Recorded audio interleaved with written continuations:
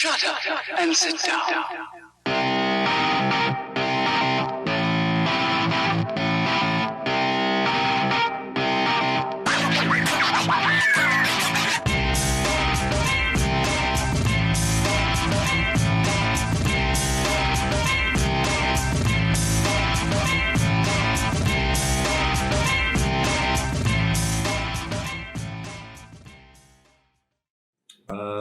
I know you had some things you wanted to talk about.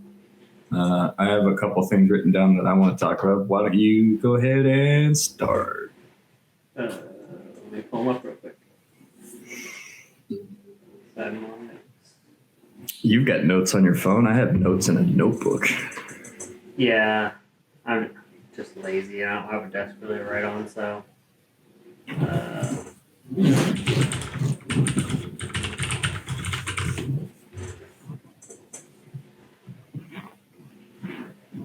There. So, keep in mind this is from PC Gamer, but I've seen it in multiple places, so I'm sure it's still actually going to be a thing. Is Ford has patented a thing for their self-driving cars that if you don't keep up with your payments, that the car will literally drive. Pretty sure it's going to be back to the dealer or I've seen information about this. It isn't the dealer. It will drive itself to the impound yard. Okay. But there are so many escalating steps. If you miss payments and continue to miss payments, it's hilarious. At one point, it'll just start turning features off. Like you won't have working windows or AC or heated seats or anything anymore. You'll lose cruise control. Jesus. I think the final warning before the car repossesses itself is it'll just play an annoying noise the entire time the car is on. Yeah, it's hilarious. So this isn't new. They actually patented this idea before COVID hit, but it's only really coming out now because obviously the patent's been published now, so we can actually read it now. Yeah, it's hilarious. It really makes me not ever want to buy a new car because on the one time, I don't ever plan to. Buddy, we never will. On the one hand, I don't plan to ever be down that road where I'm having to worry about this. Missing car payments and worrying about a repo. But also, the fact that they can do that is just everything always starts mild. It doesn't ever end start, at the worst. Yeah. So if this is where we're starting, it's not already a good step. Yeah, I know what you mean about nothing ever starts mild. The Nazis started as a union for factory workers. If this is how mild we're starting, I can only imagine how bad it's going to be. Because the only other thing that's really been a huge payment was when BMW talked about doing, what was it, payment for heated seats or something like that? Yeah, the additional monthly payment for heated seats, it's a subscription service like having a $9.99 Netflix bill for your heated seats. Yeah. And if you don't pay it, they turn them off. And I'm like, well, it's only going to take 6 weeks of that being a thing until someone figures out how to jailbreak it, and now everyone has heated seats for free and no one's paying for it. Yeah, or you just, take the seats off. Violate your warranty. I am the warranty. Doesn't matter. So, yeah, that was one of the two big things I saw last, week or so. And the other big one was the scandal with VW. Another one. Yeah. To be fair, they haven't really had one since the Dieselgate thing, which I know they were lying about its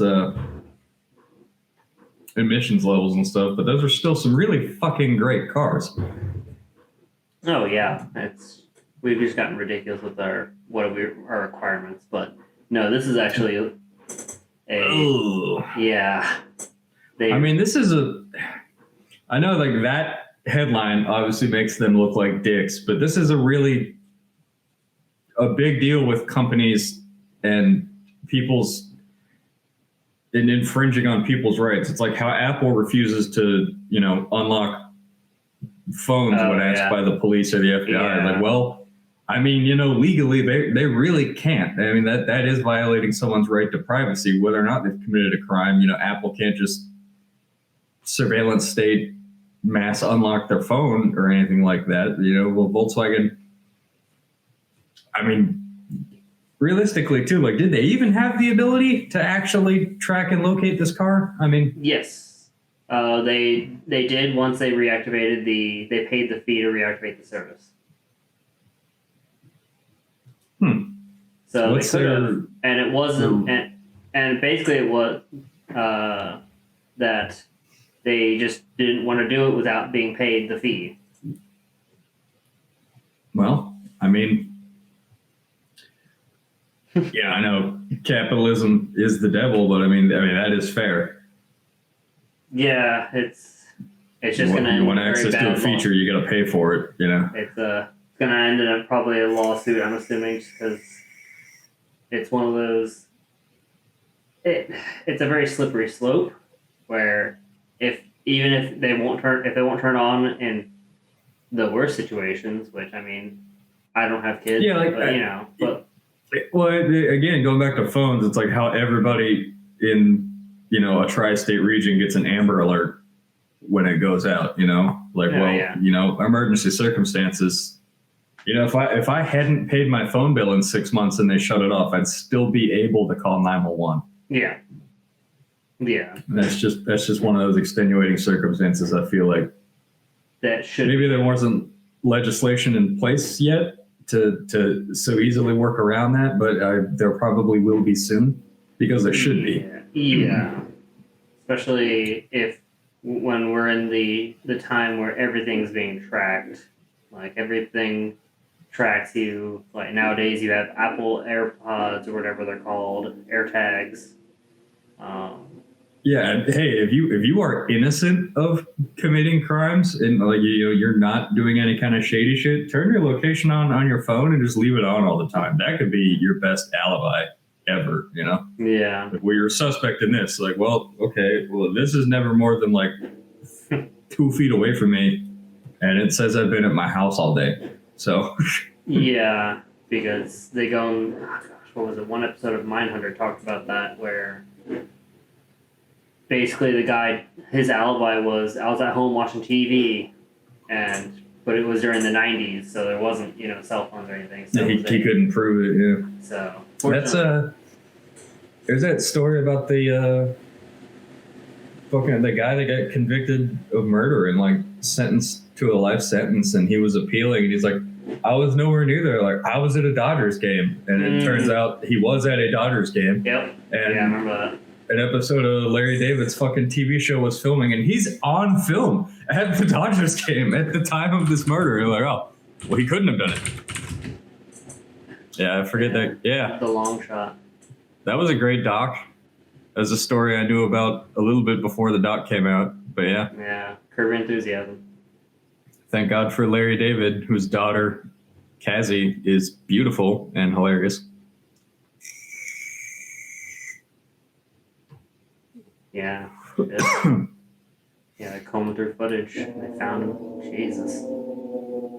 Yeah, they went through all the raw reels, even stuff that didn't make the episode and stuff that was in the editing booth. And they went through all of it and found him. It was at the Dodgers game until the game was over. So they determined he couldn't possibly have done this. So Jesus, but yeah, just to get that close to going. Well, additionally, when shit like this happens and the justice system fails, I think that guy was in prison for 24 months while the appeal process went through. Like, well, how the fuck are you going to compensate that man for 2 years of his life? Yeah. There ought to be a system in place. Like, hey, if we've wrongfully imprisoned you for any length of time, you're going to be financially compensated because that's fucked up. Yeah. The mental toll prison takes on somebody, dude, I can't imagine that. I've been to jail, but I was only there for 17 days. Yeah. And 2 years. That sucked. A long time to readjust. Yeah. Much less, trying to get a job again because no one's going to listen to you, even if you say, I got out. Can you explain this 2-year gap in your resume? I was in prison for what? I was wrongfully accused of a crime, and I got let out. Yeah. Like, yeah. So that's just, it's fucked. And then the other one was I went and I found a new channel, which I found a couple new ones with a bunch of old races and stuff on them that I've been enjoying. So I found this channel based on the High-Low series that Donut Media did, where they went over, they did a Subaru something. Maybe. Yeah, aren't Donut on like their 4th Subaru engine for their Subarus, and they keep blowing them up? I mean, Subaru is gonna Subaru, obviously, but like, some of it too is they Donut doesn't know how to work on cars. Yeah, that was a big thing. Was a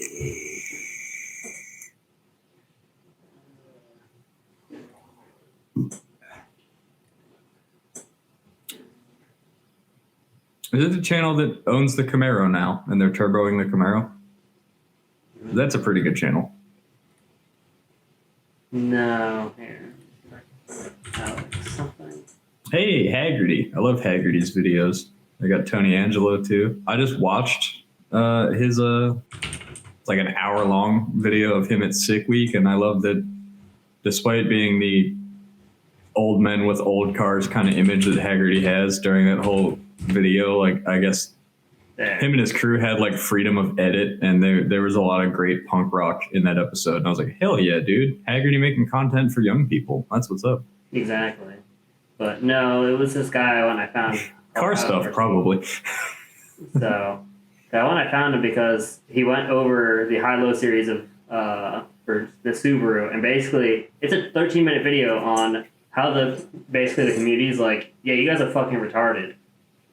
But some of the other stuff is pretty interesting, like stop shutting down racetracks, but then I watched one called New Car Reviews Are Pointless, and tracks versus Karens.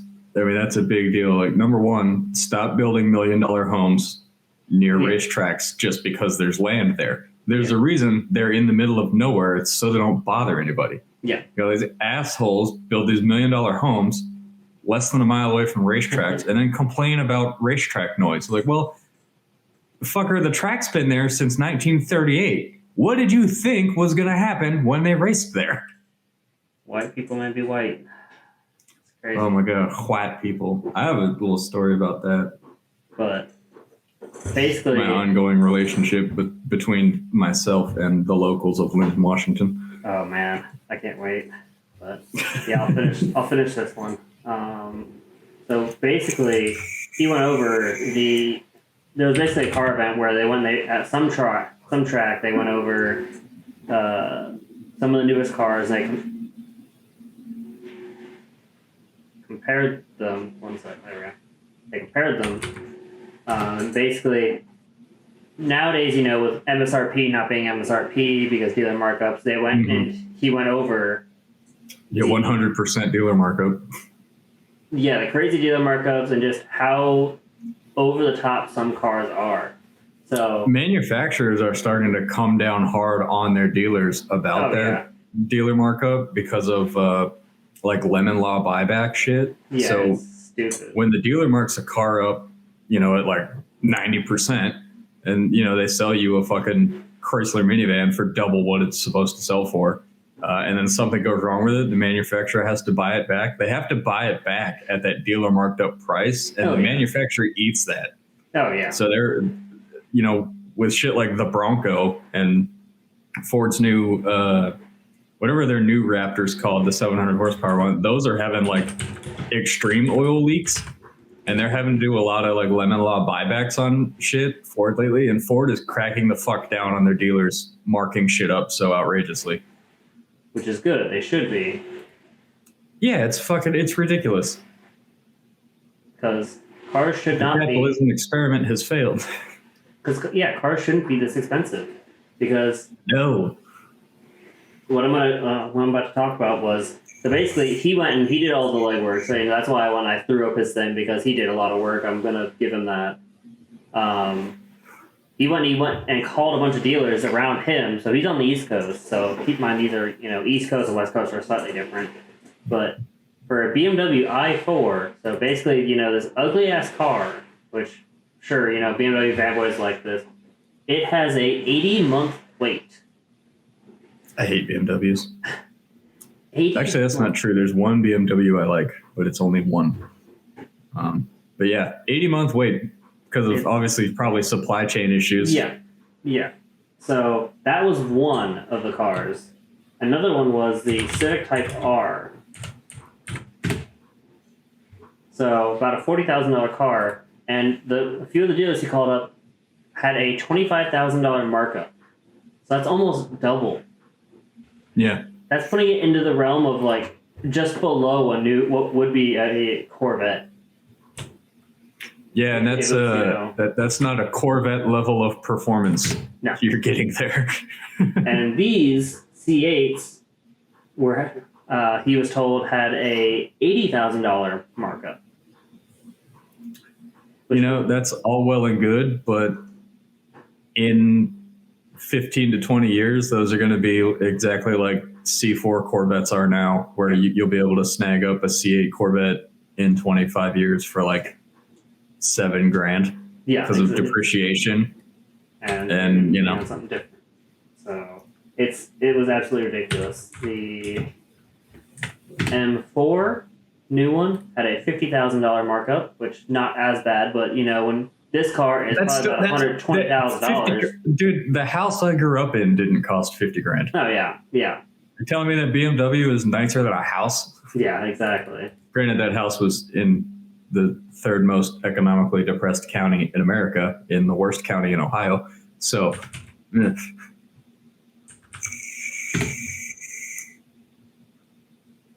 then the GT4 RS had anywhere from $50,000 to $100,000 markup.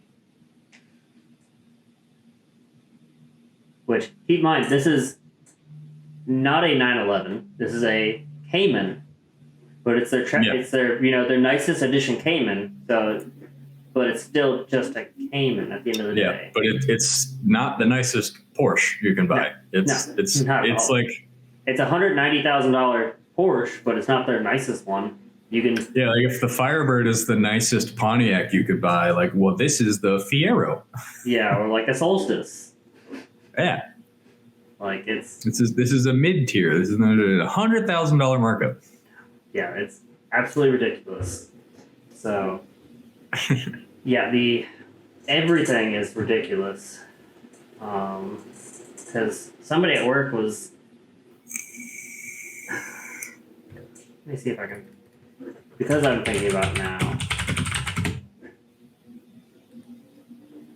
Let me see. The DuPont registry is notoriously expensive. 500,000, 600,000. Before the real emergence of like Bring a Trailer and like Cars and Bids, and I think Haggerty's got a buy-sell site now. Like DuPont registry used to be like where you went to look at supercars because it's where they're all listed and they're all expensive. That 85 Countach has to be a replica. Yeah. It's only 55. Yeah, that's not a real Countach. Unless it's just a shell with no engine, no trans. And even then, you'd probably get more for it. But no, somebody at work was like, "Yeah, I was looking around, on Facebook, and a Countach popped up, and it was only $100,000. So scam."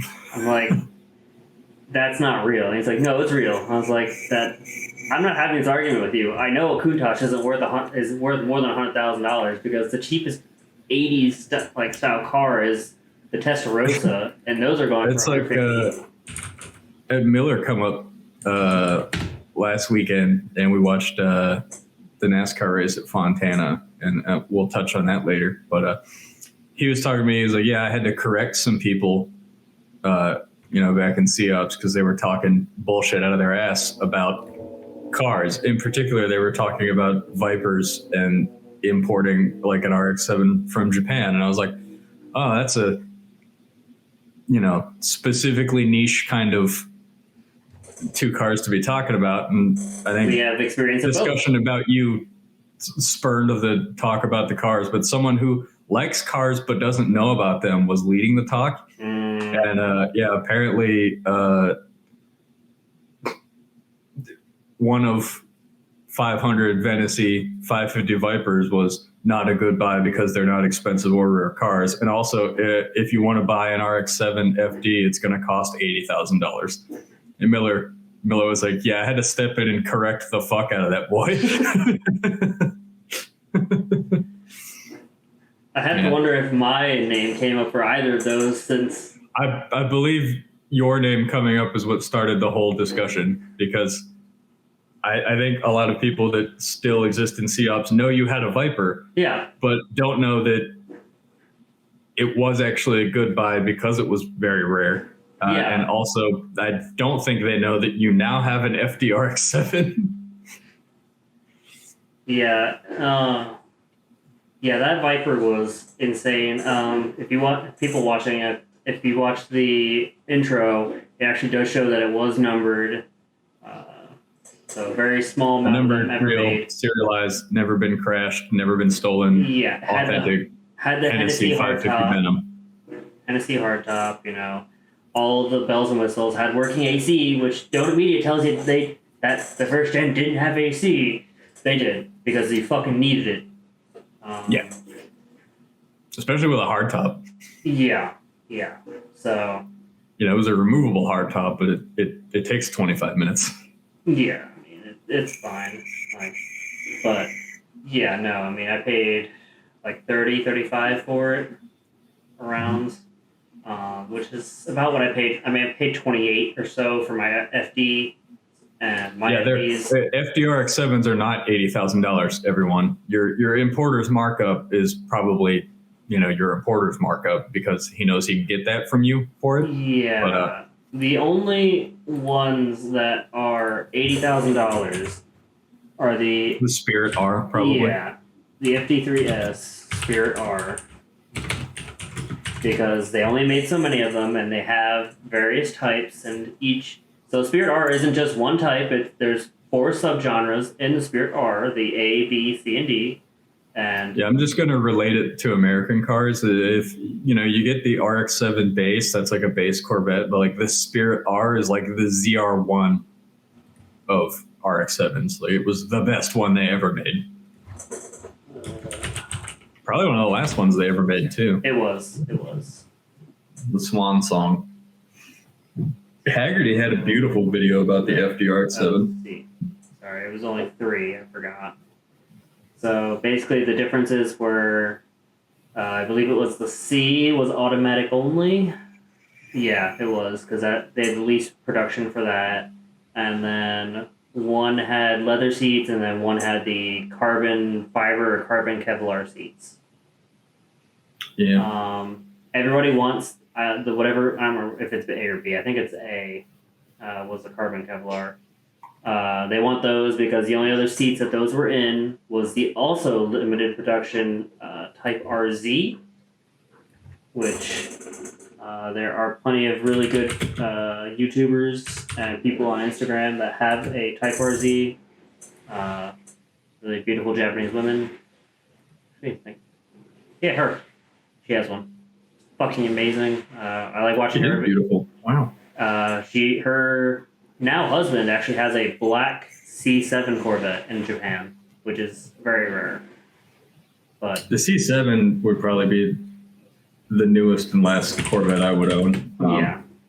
Granted, I'm a big fan of sacrilegious things, but that's the last big pushrod front engined Corvette, and that's the end of an era. Mm-hmm. Yeah, there you can see the carbon Kevlar.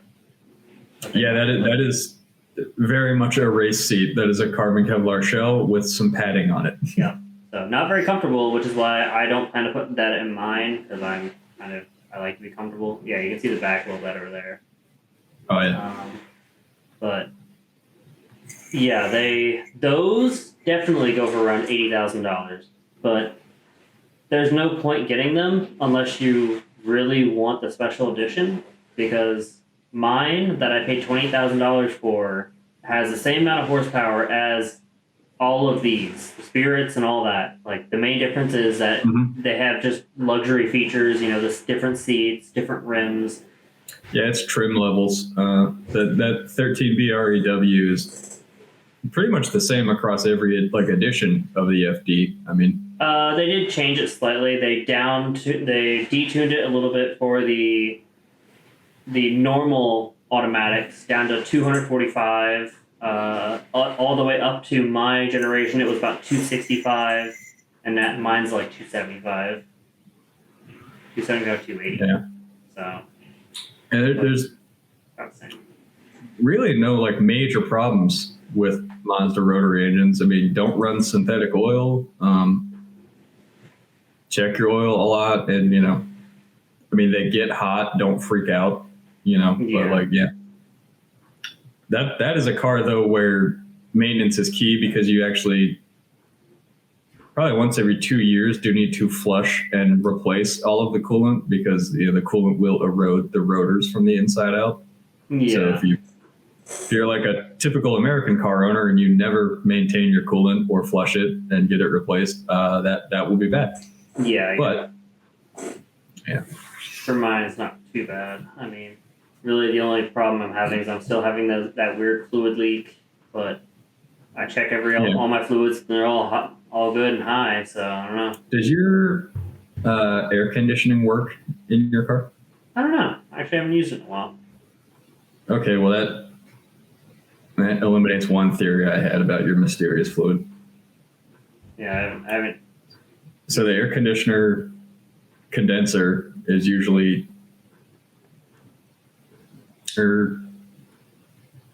it's a condenser or the evaporator. One of them, it's like a small, almost like a heater core. It's in the grill, and it does build up condensation on it, and there's always a drip pipe that usually just comes out the firewall and down through the individual, just drips onto the ground. And usually, so cars will just drip water onto the ground. But the thing is, and I was thinking, there's dirt or something in there, maybe a little bit of rust or something. There's probably just rusty water coming out of that. But if you're not using it, then it's probably not from your drip pipe, because it doesn't just do it on its own. I'm just assuming it's probably just a little bit of... Oh, I lost your audio. I can't hear you.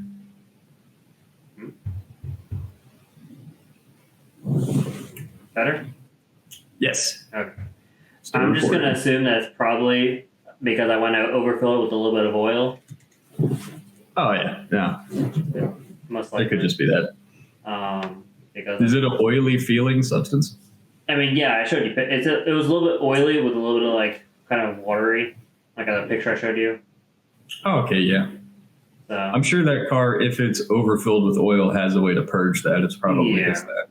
Yeah, that's basically what I expect. Just because the oil, I check the oil once a week, make sure it's still good. All the other fluids seem good, so. Hell yeah. I'm happy that you're happy with that car. Yeah, for sure. My Camaro still doesn't run. That's the battery's been dead for months, and I'm in no hurry to replace a fuel pump in 36-degree weather. So yeah, it's going to sit for a while. Let's see. Yeah, 42 today, and it's rainy. 45. It is, in fact, raining. Yeah, it's Yeah. just below 50. Yep, hard pass. But yeah, it's fine. You got time. I mean, especially whenever you do get working again, then it'll definitely help your mood. That way you can feel like you want to go and do something when you get home instead of kind of being trapped. Yeah. Yeah. Still no. I mean, it's another couple weeks gone by, and I'm still waiting on this background check to clear at Penske, and I've left a couple of messages with the recruiter who actually, hired me, and he's not returning my call. So I'm like, man, what the fuck? Yeah. So went from like a sure thing, here's an employment contract from Penske, and then now it's like, well, it's been over a month now, and it's looking like they're not hiring me, even though they hired me like on the spot on the phone call. And I'm like, what the fuck? Yeah, I would maybe start, if the recruiter isn't getting back to you, maybe try going back and talking with Penske again. Yeah, I'm gonna call the actual place where they're and be like, hey, have you heard anything? Because I've heard nothing. No one's communicating with me. But Yeah, aside from that, just been chilling. I'm growing my hair out. I'm letting it get long. It's hard to see on camera because, well, Yeah. it's a shitty camera. But yeah, I'm growing that out and actually posted about on Facebook the other day. They had a couple people comment on the status. So something happened the other day when I went to the vape shop. I was driving through town, as I do, windows cracked for ventilation purposes while vaping in the truck. And as always, when in the truck, I'm listening to my Piss Off the White Locals playlist. And there was a truck beside me at the light. And when the light turned green, somebody in the truck yelled "fag" at me. Okay. That's just like, thanks, man. As like I said on Facebook, straight white males are not my demographic, so I don't care if you don't like the way I look. I'm not trying to please you. Yeah. Yeah. I forget the song that was playing when they yelled it. It wasn't rap. I think it was probably a Bloodhound Gang song because all their songs are wildly inappropriate. Bloodhound Gang, by the way, Lancaster, Pennsylvania's own. Hell yeah. Something about that area around the time of like when like Viva La Bam was popular in the early 2000s, like that area just had like a boom in creativity. I mean, you got guys like you, guys like Mr. Regular, guys like all the guys on Viva La Bam. There's a couple bands came out of there. One of them was Bloodhound Gang. Yeah, there's just something about that area. Everybody's like, hey, we need to get the hell out of here because this place sucks. It's like, yeah. Being from rural Ohio, I understand this place sucks. I need to get out. So not so much like this place sucks. And I'm sure if you're a hardcore townie, you can probably spend your whole life there. But like, I was never going to be that. No. Nothing there for me. So yeah, that was one thing that happened, and I'm almost positive it is because of my hair. I think I was wearing a pink shirt. I think it was my Blondie concert poster shirt. That's a pink T-shirt, and me listening to the Bloodhound Gang. Yeah, it's Lancaster, PA, man. It never changes, so it's definitely a place. That in itself is a reason I had to leave home, and I could never stay there. It never changes. Like, well, that's a problem. Yeah. There's no forward progress, then you're gonna get left behind. We were already kind of behind, Yeah. Fads and things kind of hit us like 2-3 years too late. But yeah. And anyway, back to NASCAR. Like I said, Miller was here. We watched the race. Kyle Busch won. It was like, I think the 19th season Kyle Busch has won a race in. Something like that. Forget the actual stat, but yeah. It's like guy has 2 bad years where he's in sort of a hostile relationship between himself and his team and his team owner. And people just forget this guy's one of the greatest drivers to ever drive in NASCAR. And it's like, well, he almost won Daytona, got caught up in a late wreck, and then second race of the season he goes out and he wins it pretty dominating fashion. And it's like, oh man, everybody kind of just forgot that Kyle Busch is like one of the greatest NASCAR drivers ever. It's like, well, it didn't take him a long time to remind him. Yeah. Guess where we're going next week? Las Vegas, where Kyle Busch is from, his hometown track. He's probably going to have a really good run there too. So, hell yeah. That's a good track. I like that one. I do like Vegas. It's usually always hot there. It's a big, kind of flat, fast track. It's more of a D shape than an oval, so there's really no straightaway at Vegas. It's kind of just one continuous sweeping turn, which is great because you can carry a lot of speed through that, but you got to have a good handling car to run good there. Aside from that, more racing news. F1. I think testing somewhere just wrapped up today, and guess who snuck into the top 3 in terms of lap times? He split the Red Bull cars. Who? Old man getting it done, Fernando Alonso. Jesus. Got that Aston Martin up the second fastest in practice. Look at them go. Good for him. Shit. I want a season of parody in Formula One. I'm tired of the traditional powers that be just dominating. I know that's pretty much what always happens in F1. My hat is all fucked up. Let's take it off. Yeah, my hair. It's been kind of boring because you always know that Hamilton's going to be first or second, and usually Verstappen's like top 5. So it just becomes very tedious to watch just because it's not a lot going on. Yeah, it's F1's got a lot of new fans because of like Drive to Survive and stuff, but like you gotta understand, like that TV show is not the racing. Like it's everything the behind racing the is scenes. what matters. The racing is what people watch, Yeah. and for a long time now, it's been fucking boring. Yeah, F1, I applaud them in their coverage. They do great coverage. They have knowledgeable people. They run it ad free, flag to flag. yeah. I don't know why NASCAR can't do that. All the money going on there. But yeah, the racing just is boring. Like you qualify 15th, like you're probably going to finish 15th, 16th, or 14th. Like there's no Moving passing up or down. real racing. It's No. and I want a season of parody where I don't know, wild shit happens in any given race, anyone can win, and we don't know who the hell's going to be the champion. And I don't want a tech display, from Bahrain to wherever they finished the season now. Hell, I don't remember. I want to just watch the Red Bull car parade around how it's got 3 points less of drag in the wind tunnel and actually aerodynamically. I don't give a shit about that. I want to actually watch good racing. Yeah, it's IndyCar racing's been good. I just wish the cars looked better. Indy cars are fuck ugly, and it's been enough seasons gone by now with that stupid screen and shit. They're about due for a card refresh, so hopefully the next generation Indy car doesn't look as terrible as this one does. It will. Yeah.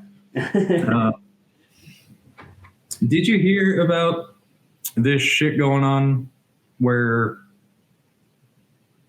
she refused to say it, but we could all infer that it was a high-level executive at Twitch has like bullied and blackmailed Pokimane to try and like force some kind of a like sexual relationship? No, I haven't paid attention With her. Morse Critical did a video about it, and apparently this guy's done it to like a lot of female streamers, and like I don't know, not a lot of it makes sense, but like, and I don't even like watch female streamers or really, I don't think I've ever watched Pokimane. I've just like reacted to, I don't know, other videos about her shit. Like Internet Historian, I think, featured her in a couple of videos, and there were some funny clips and shit. But yeah, it does suck that if you're like a woman in gaming, or a female streamer, like this is the kind of shit like you have to deal with, and it's, I don't know, it wildly inappropriate by Twitch. I don't know why we can't vet people who get into these positions of power more carefully so that they can't be such shitbags. But I mean, it's people are typically people that don't start there. They start at milder things, and it just gets kind of swept under the rug, which is a really unfortunate thing. It's getting harder for people to do that now. Which is good. This should not be an easy thing to do because it shouldn't be happening at all. Yeah. Especially when you're in that position of power and you're making that kind of money, you don't need to be doing that sort of things. Because you're supposed to be someone that if you're in a position of power where you're that high up in the food chain, sort of thing, you should be acting as a but like you work for Twitch. You could shadow ban someone's account. You could take away all the subs. Like, well, now they've got no money. You took their livelihood away because you suspended their subs. Like that's fucked. Yeah, and for her, I would say rather than wait and hope that this blows over, just go to something else. Go to YouTube. Although I know YouTube is not in a good place either, because with their new CEO, YouTube hasn't been in a good place in a long time. Yeah, it's been worse because whoever took over was the person that Been going implemented. downhill slowly since like 2007. Yeah, because the person that took over was the person that actually removed the dislike. So you can see how many dislikes the video has. He removed that feature. Yeah, Amongst the dislike button's still there. I dislike videos daily. Oh but yeah, but it no longer shows that, you know, like an overwhelming majority of people dislike this compared to like 10 people like this. Yeah. So it's, the creators can still see. People dislike your video, you can still see it, but not everyone watching it can see. Which really, you know, is unfortunate because as a viewer, I do like to see, because then if I know it's a lot of dislikes, then I know it's a waste of my time. Yeah, and there's a lot of just garbage content on YouTube that needs to be disliked more heavily, you know? Yeah. Hopefully one day someone will replace YouTube, but it's still a long way probably off. not. Yeah. Because the closest things are Dailymotion and China's Biribiri, I think it's called. But those are both more China. Yeah. So not the UI isn't as good. Yeah. Aside from that, a little bit of NBA news. I doubt the Lakers are going to make the playoffs, which is sad because I'm a Lakers fan. LeBron's only getting older. Yeah. I think that team's about to self-destruct, though, the Lakers. One of their major pieces has not lived up. Anthony Davis has not kept up his end of what was supposed to happen in LA. You know, LeBron was supposed to take a step back because he is like 39 now. And he was supposed to, you know, kind of hand it off to AD. He was supposed to be the guy, and he's fucking Mr. Glass. Dude hasn't played a full season, I don't think, ever in the NBA. He's always fucking hurt. And yeah, it's just unfortunate. But that said, there's still a lot of really good basketball happening. The playoffs are going to be exciting. Can't wait for that. Yeah. And I've been watching basketball, some racing, and Wu-Tang and American Saga. It's about season 3 now. It's on Hulu. It's a Hulu exclusive. God damn, that's a good show, man. Hell yeah. Yeah. Damn good show. Check that out. Even if you're not a Wu-Tang Clan fan, you will be after watching it. I mean, that's usually the best way for people to get into 90s stuff nowadays, because there's just so much music nowadays. It's oversaturated. All genres. It's oversaturated, and it's a manipulated market. Yeah. Granted, it always has been a manipulated market, but now we have algorithms that do it for us. Yeah, it's so heavily manipulated now that you might not even be able to find good music if you're looking for it anymore, you know?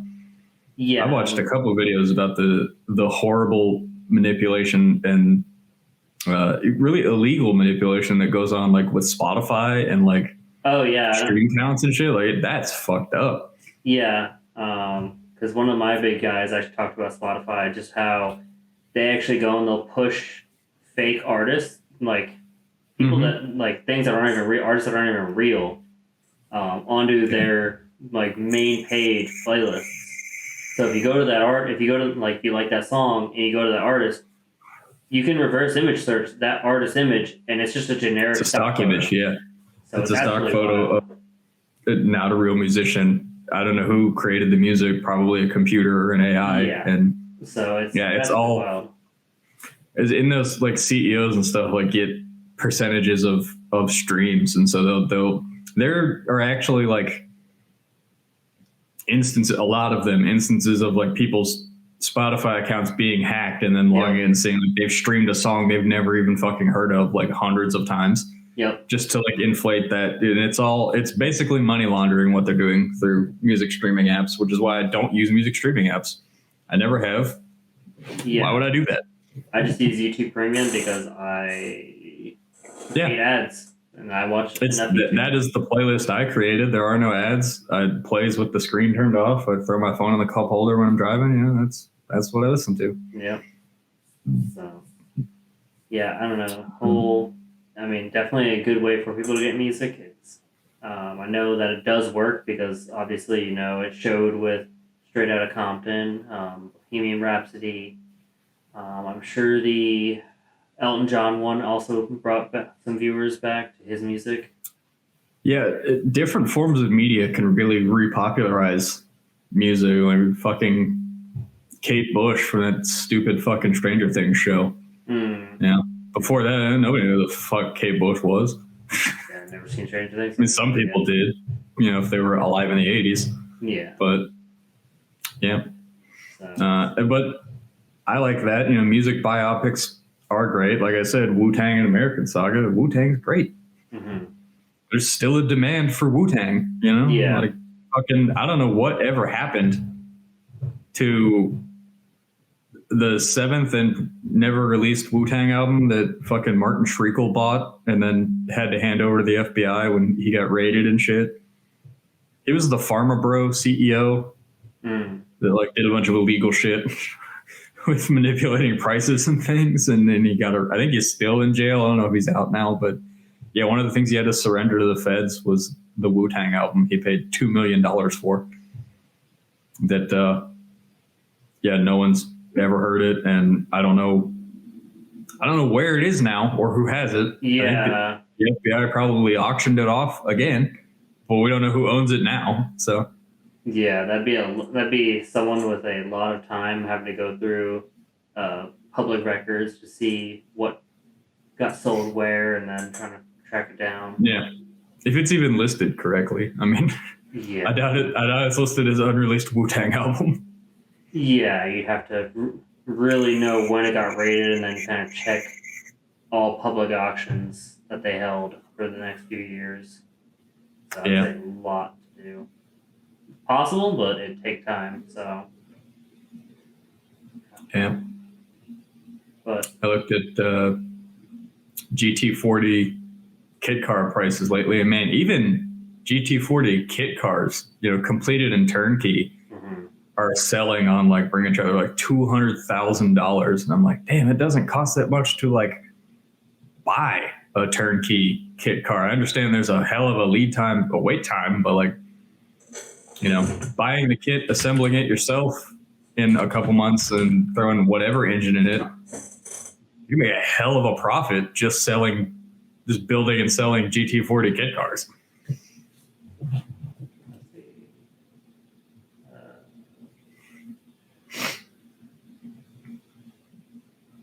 Yeah, you can, because basically you're just looking for an RCR 40, so that's just a race car replica one for $135 back in January, almost February.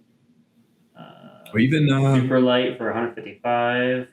Yeah, Superformance does a replica of like the 07 GT40. Yeah, and I was like, dude, those looked awesome. Like that'd be one to get to put, my Raptor engine in. Yeah. When we do that, because that would, a modern fuel injected engine would look out of place in like a 70 GT40, but like the 07, that would look great, and I mean, it would be fast. Yep. It would probably be. Granted, there's no supercharger. It would probably be almost as fast as like an 06 or 07 like Ford GT40 was. So that'd be a hell of a thing to build, for the channel and then sell for some money. Exactly. It would definitely take a good investment. And the main problem would be that unless we listed on Bring a Trailer, without the channel having the notoriety of, say, Singer, RWB, Koenig, or any of those, it's not going to sell for as much because it's just going to be right now two guys, in a warehouse. Right, but I mean, even looking at the quality of cars listed on Bring a Trailer, like I don't know what the Superformance 07 looking GT40 cost as a kit to build, but some of those are selling for like $150,000. Like, well, we make a profit.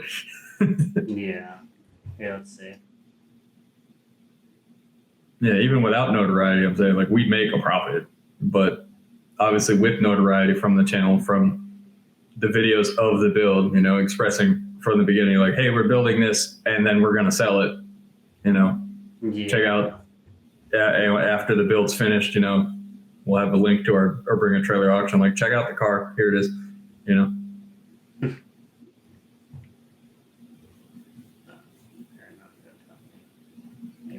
Probably even like get some notable channels to like come drive it before we sold it. Like, hey, we're in North Carolina. Like, well, we're pretty close to like Mr. Regular, like that dude in blue. Like, yeah, hey, come drive our car. exactly. Which definitely would help. Yeah.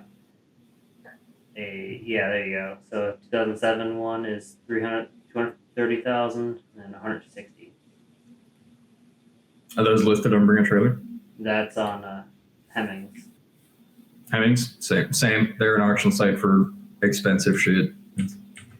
There's no cheap cars on those websites. No. It looks like the 2007 is actually just a regular one. It's just the year I guess they built it. Hmm. I don't know if you were seeing that. See what? Oh, you weren't seeing my screen too? No. Now? Nope.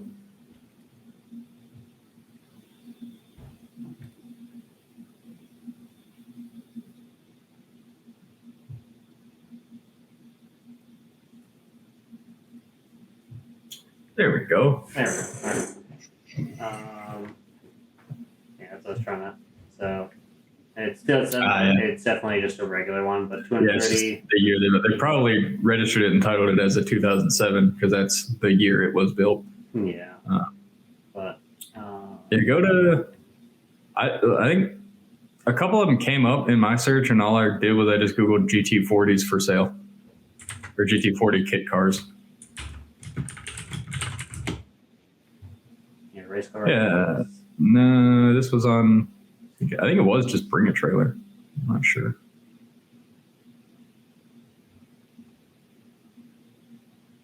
Yeah. 135 super light. Yeah, there's one, the super light GTR. Check that out.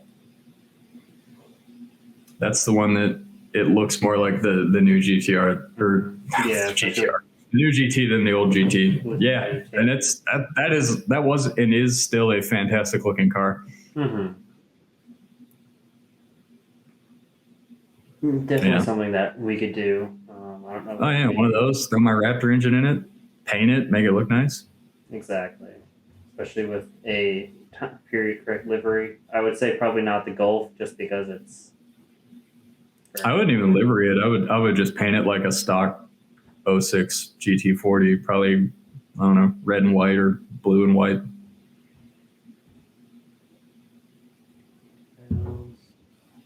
Yeah, starting at 60.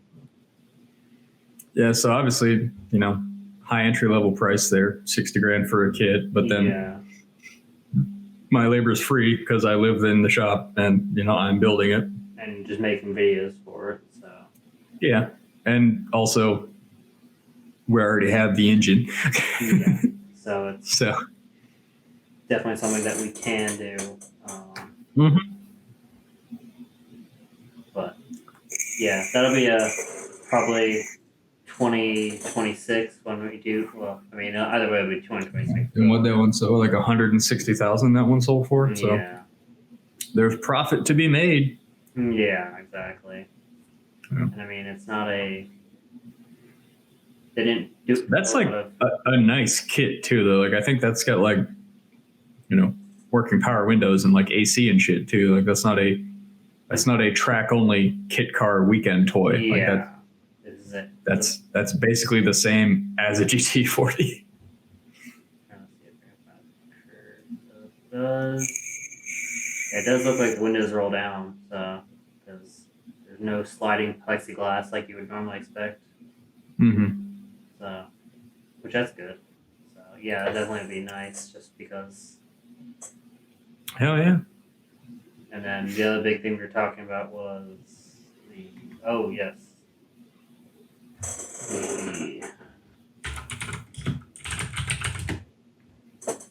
Yes, my plan to reverse a Porsche 911 and make it a front engine rear wheel drive car. Which I'd recommend doing something like this with the 930 chassis is gonna be the easiest to get. Yeah, and ideally it would be a 930 because the 930, or no, not the late 930 is the one I actually like. Early 90s. Mm-hmm. Yeah. But I did like that. I sent you a Koenig special that had. Oh yeah, one of those. Yeah, it's a 964. Okay, I'm not up on my Porsches, but yeah, one of those. We're gonna, it will no longer be rear engine, rear drive. It will be front engine, rear drive. Mm-hmm. Basically swapping the ends. I know it's not that simple, but it looks like if you look at the front of the car in relation to the back of the car, like they have the heights there.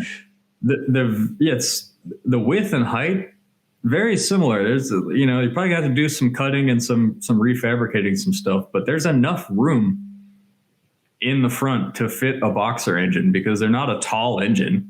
No. That's why I needed to, like I said, I need to look up some more measurements on things, heights, widths, track width between like the 964 and like, I don't know, some different years of Subaru Imprezas because, they are a front engine all-wheel drive, granted, but I think there were some Imprezas that weren't all-wheel drive that you could get, but yeah. Yeah, I'm pretty sure. So yeah, that would be a project to do is my sacrilegious 911. The main thing would be if you wanted to keep the stock look. No, I really fucking love the look of some Koenig specials. They're ridiculous Ford headlights. They look awesome.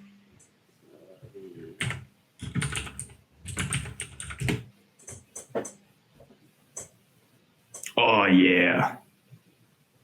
That green one in the middle at the top. Yeah, that's it. That's the one I sent you. Oh, this one? Yeah. God, I love those headlights. That makes the car look really good. I don't know what the fuck's going on in the back there. That's not really my thing. But the front of that car looks great.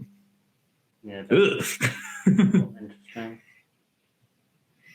don't know. But, yeah. Be a little bit more work just because it looks like it's maintaining that same wedge. And I'm not opposed to doing something like, putting a muscle car-y kind of scoop in like the middle of, the front hood, which I've never seen because no one's ever done that because no one's ever put an engine in the front of a Porsche, except for Porsche with the 928 and the 944, and the 968 and the Panamera. Yeah, that's true. You know what I mean? A 911. Yeah, none of the 911. 911's always been rear engine. So below the preview, there's a red car, and you can see the rear of it. Can you click that picture? That's funky, but I don't really like that. Yeah, interesting, but not my thing. Yeah, different. I don't know if it's good, but it's different. It's growing on me, honestly. So yeah, a knockoff sort of the Koenig, but yeah, because I can't underneath it's a lot more special than just a body kit because they've completely reversed the car. Yeah.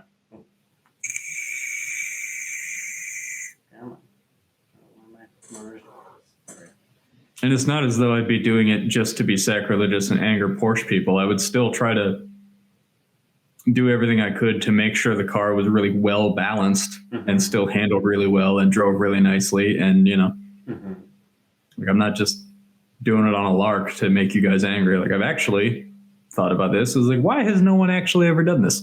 Mainly because it's a lot of work. Pretty much the big reason.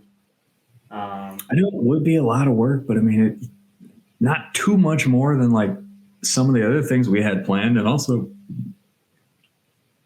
I don't know, to me, it would endear me to Porsche 911s if someone had made one. And then I'm going to anger Porsche people this way, but if they'd made one the correct way with the engine in the front. Oh, and I'm totally fine like finding a Copart auction 964 that was since completely you're gonna be- submerged in a hurricane. I don't care because I'm stripping it down to the shell basically to modify it anyway. Yeah, that's going to be the big problem. Is it would have It's to. like, oh, what about wiring? Like, dude, I've made wiring harnesses. I can do it again. Yeah. I mean, worst case scenario, you could do a 930 and then do a body kit conversion. Yeah. The thing will be which boxer engine ends up going in it. I know not all boxers are created equally. I know Porsche boxer engines are vastly superior to Subaru boxer engines. Mm-hmm.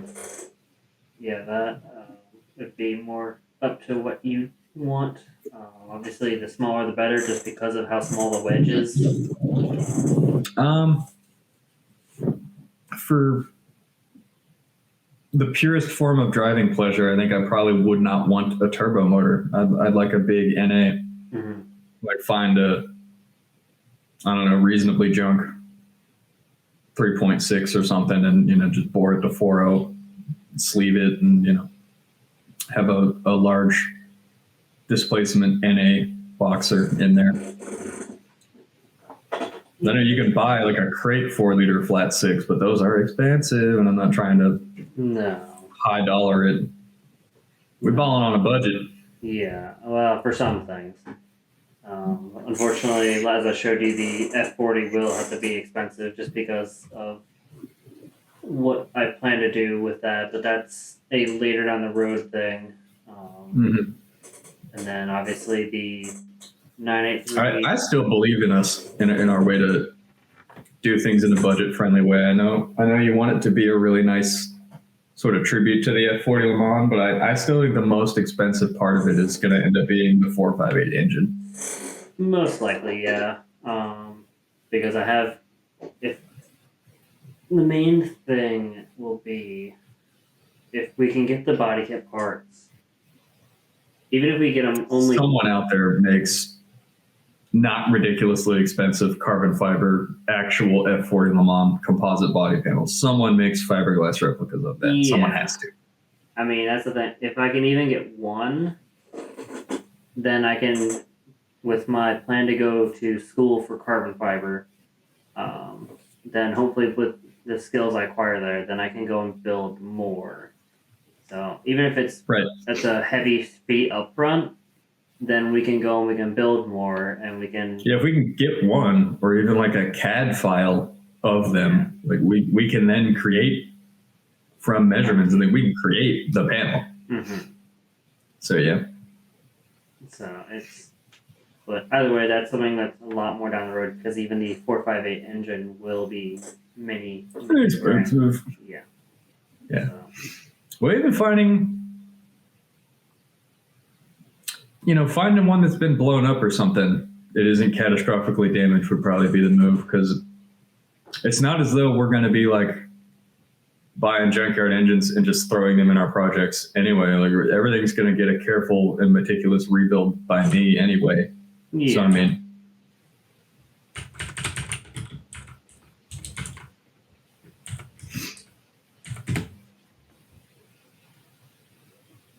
mean, basically it's just going to be going on eBay and seeing what they have. What does eBay have? Yeah, that's about 21 grand. Yeah. Well, 17 grand. That's not a 458 engine though. That's the 2.7. Which I'd rather try and stick with the 458 just because it is such a well-made engine. And with the perfect sound.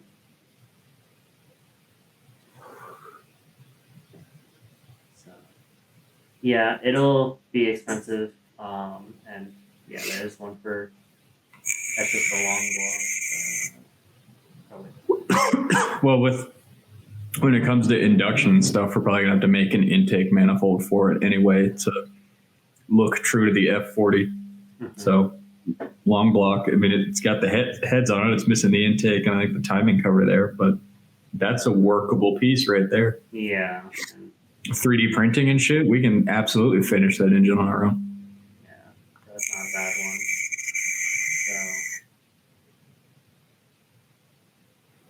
So. that's not terrible. I can justify that just for what the end result will be.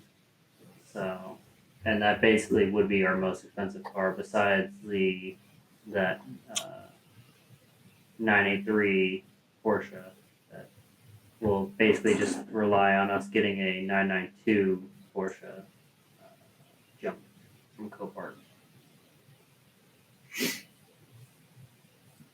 Yeah, man, I can't wait for yuppies to wreck their cars so I can buy them from Copart for cheap. That's the goal. That's the goal. Once we get the... It's got a salvage title. I don't care. Yeah. I'm not trying to flip this thing for profit. No. I just need the parts.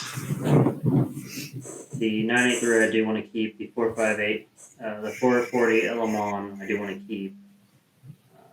A lot of the cars, I mean, you know what cars... We already made that list for people watching. We've established what we want to keep and what we don't want to keep, yeah. So, obviously the list is ever changing, but as of now, it's pretty set just because it's not a lot we can do right now. Yeah. I'm not even opposed to like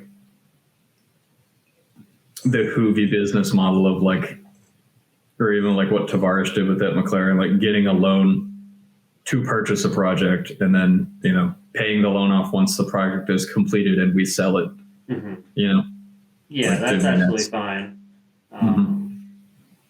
Just because, I mean, if that's basically all I would be spending money on anyways, as even now all I spend money on is my car. Because, yeah, it is very cheap to keep me alive. Yeah, I eat a lot less because of various circumstances. So it's not a lot. Same. I've been having a lot of trouble lately with my stomach, and what I think it is because of where I feel the pain and you just like feeling around. I'm pretty sure it's just the lymph nodes down here in my gut being agitated by something. I'm almost positive that's what happened before that day. You and Lee had to take me to the hospital.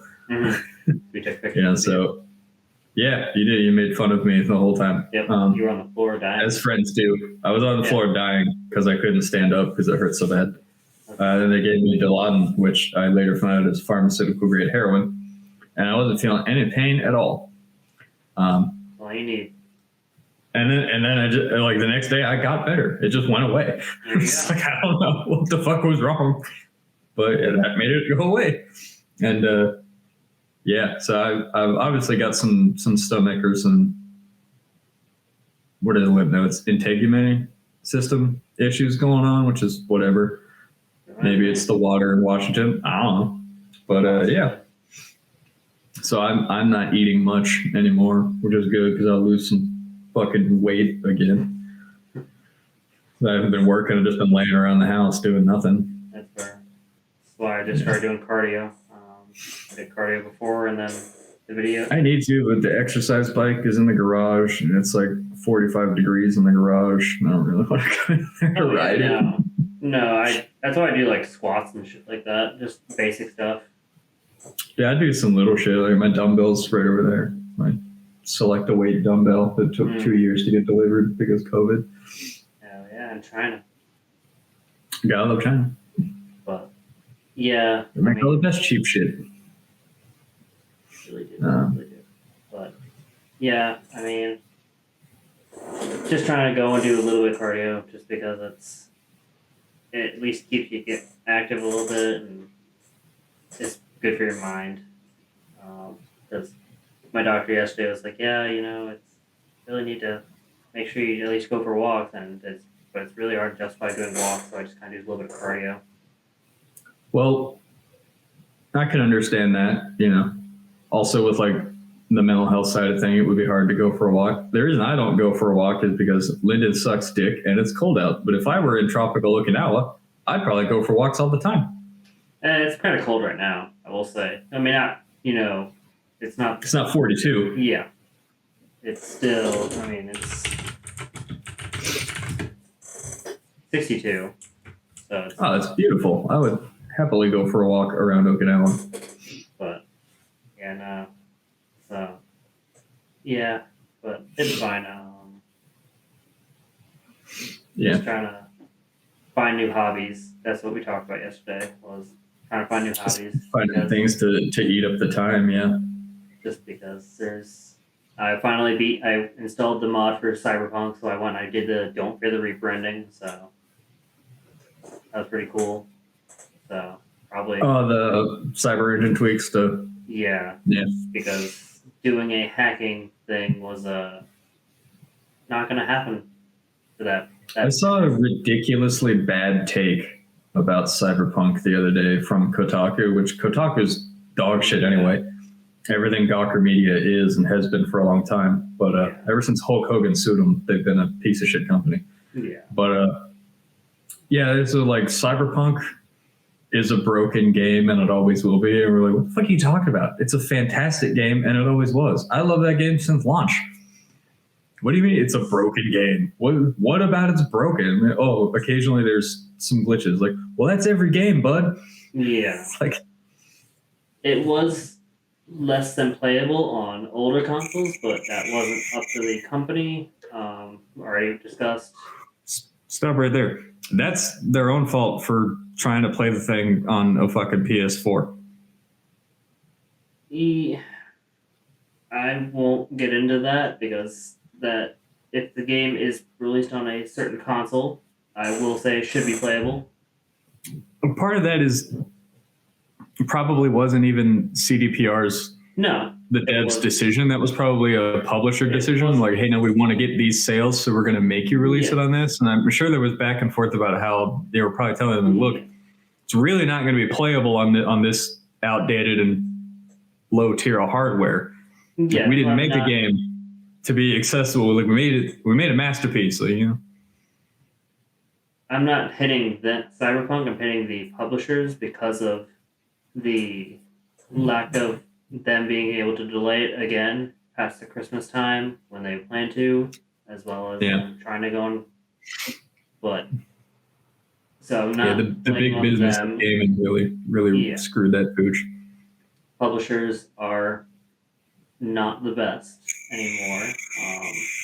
Unreal expectations are definitely a huge problem in the gaming industry. They have been for the last decade, with it being seen a lot in the Cyberpunk as well as 76, where Internet Story talked about Bethesda used their B team, not even their good team, and then they tried to force them to patch a single player engine into multiplayer, which didn't. Even with Bethesda, I don't think any of the fault with 76 lies on the publisher. I think Todd Howard and Bethesda knew all along probably that game was going to be a piece of shit and just didn't care and put it out anyway. Yeah, but so it, I remember where I was going with that.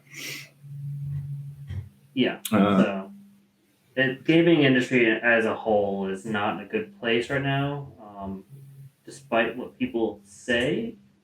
The amount of games that get released anymore is a lot less, and the games that do get released are of lower quality because games aren't better than they used to be. They just look prettier, and sometimes not even that because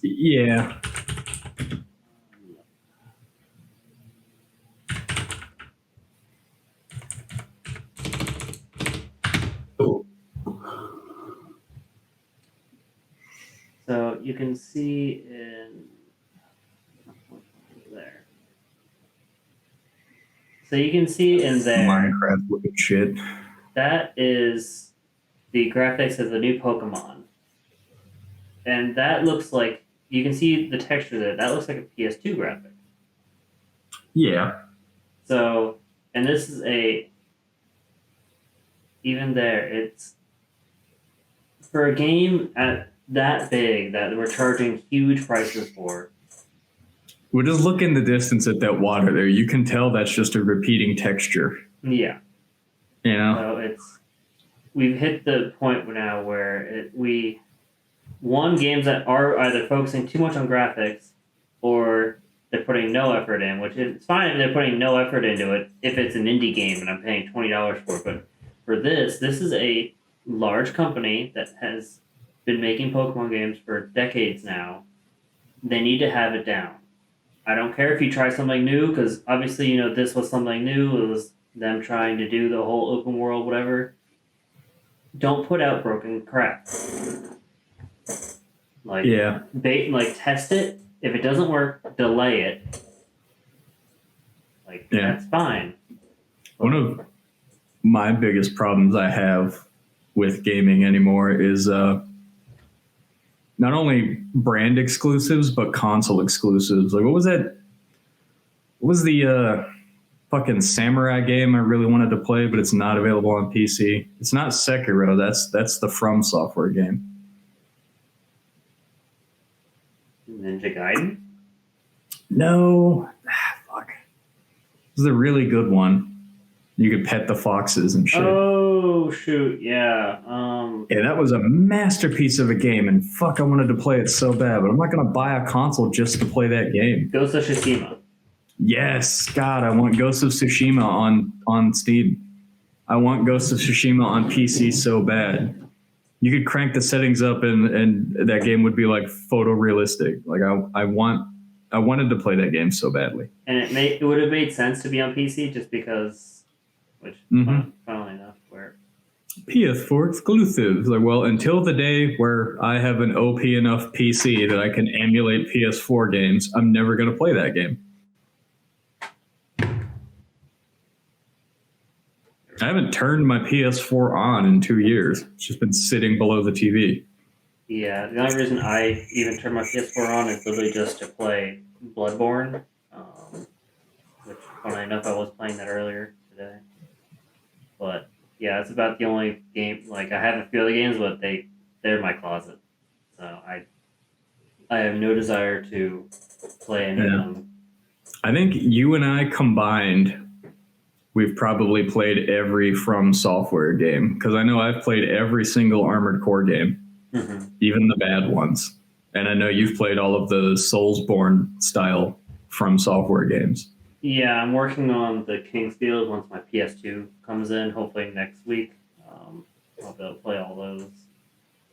So yeah. I'm excited for the new Armored Core. Hopefully it's in play style similar to like Armored Core for Answer, and not their most recent Armored Core games, which nobody really liked.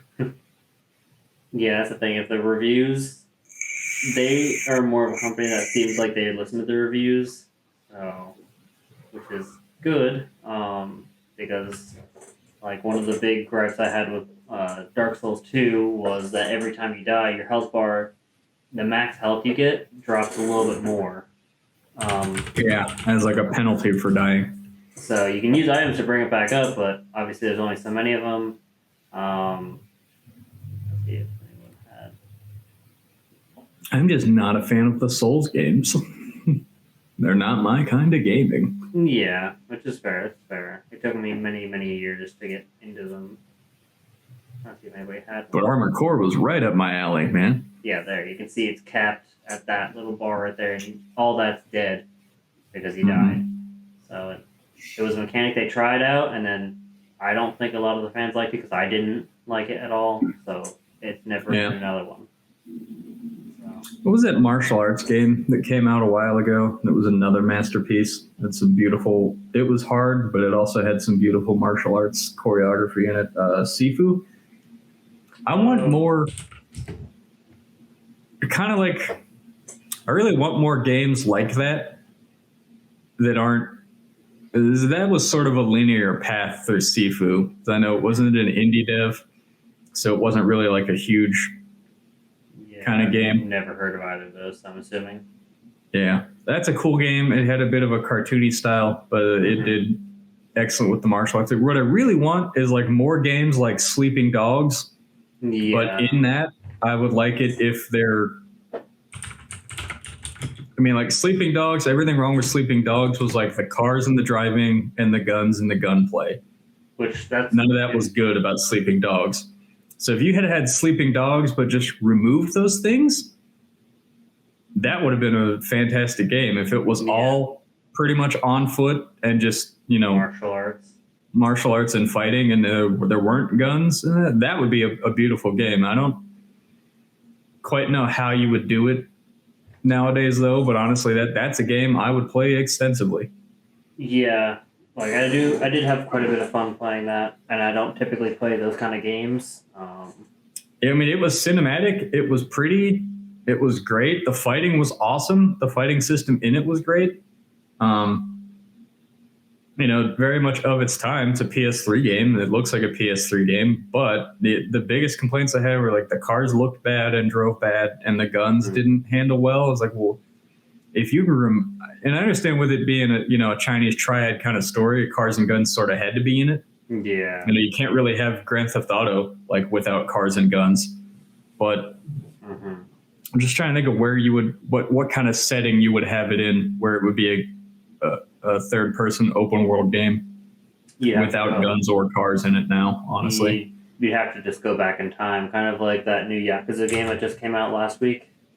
It's a remake of an older Yakuza game. Yeah, it just came out, is what I mean.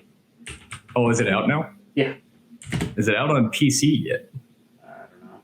If so, I think I know what I will be spending the rest of my free time unemployed doing.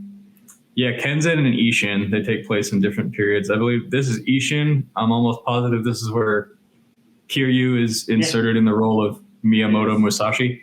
It came out the 22nd of February. Oh, hell yeah. Man, I slept on that shit.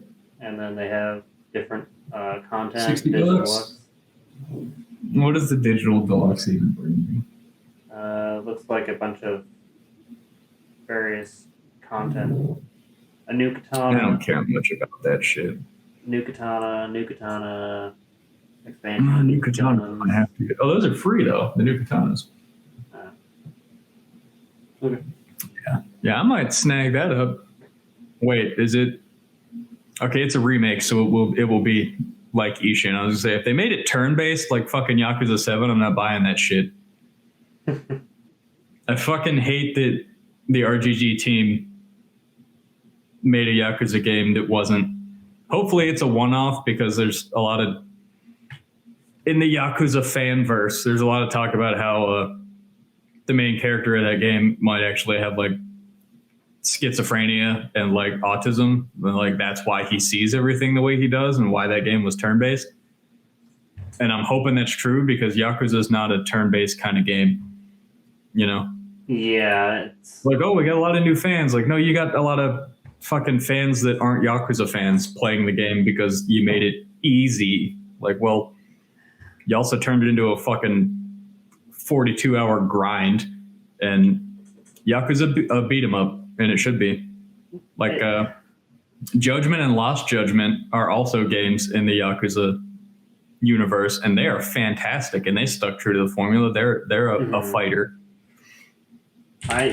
I'm assuming that it's probably just something that they wanted to try because, like, obviously if you look at Final Fantasy... They tried it, and they better not try it again. Because Final Fantasy 15, they made it because they made this in that way because they realized that turn-based isn't the way to go anymore. Yeah. And even the new 7 remake, it does do turn-based kind of, but they prefer you to play the more 13 style, you roam in a little circle sort of thing and you fight. And I'm sure even 16, I don't follow Final Fantasy anymore because I think it's a dead genre. Yeah, I'm gonna call that like Assassin's Creed style combat. Like, I'm pretty sure 16 is even gonna be the same way as 15 because 15, even for a shitty story, was a relatively fun game. I'm over emo characters, and this guy just looks another generic emo character. He looks like a J-pop star, which is kind of always been Final Fantasy's thing. Yeah. Granted, I as a kid, like 8 or 9, I think, around the time PS2 was king. So it might have been even earlier. It's like 6 or 7 maybe. And Final Fantasy X was my shit. I've still never beat it. Probably never will. But yeah, 10 and 10-2 are like the only Final Fantasies I've ever really played. And that's fine with me. That was enough. I don't think any of the games are interconnected. So, I mean, The only aside from 10 and 10-2. And 13, because 13 had 3 games that were connected. That, and then 7 had a lot of connected ones because 7's their biggest moneymaker. The amount of games they made in the Final Fantasy VII universe. I'm trying to see if they have a list. Oh, God. So they came out with a third-person shooter where you followed Vincent on PS2. They had the original 7. They have the new remake. They had a PSP game called Crisis Core. Milk our IP. Milk our IP for all it's worth. Yeah. They came out with a movie for it. I think that was actually it. It was mainly just those things. And yeah, there was, and obviously they're coming out with the remake in parts, so it's not just one game; it's coming out in like parts. Yeah, well, it's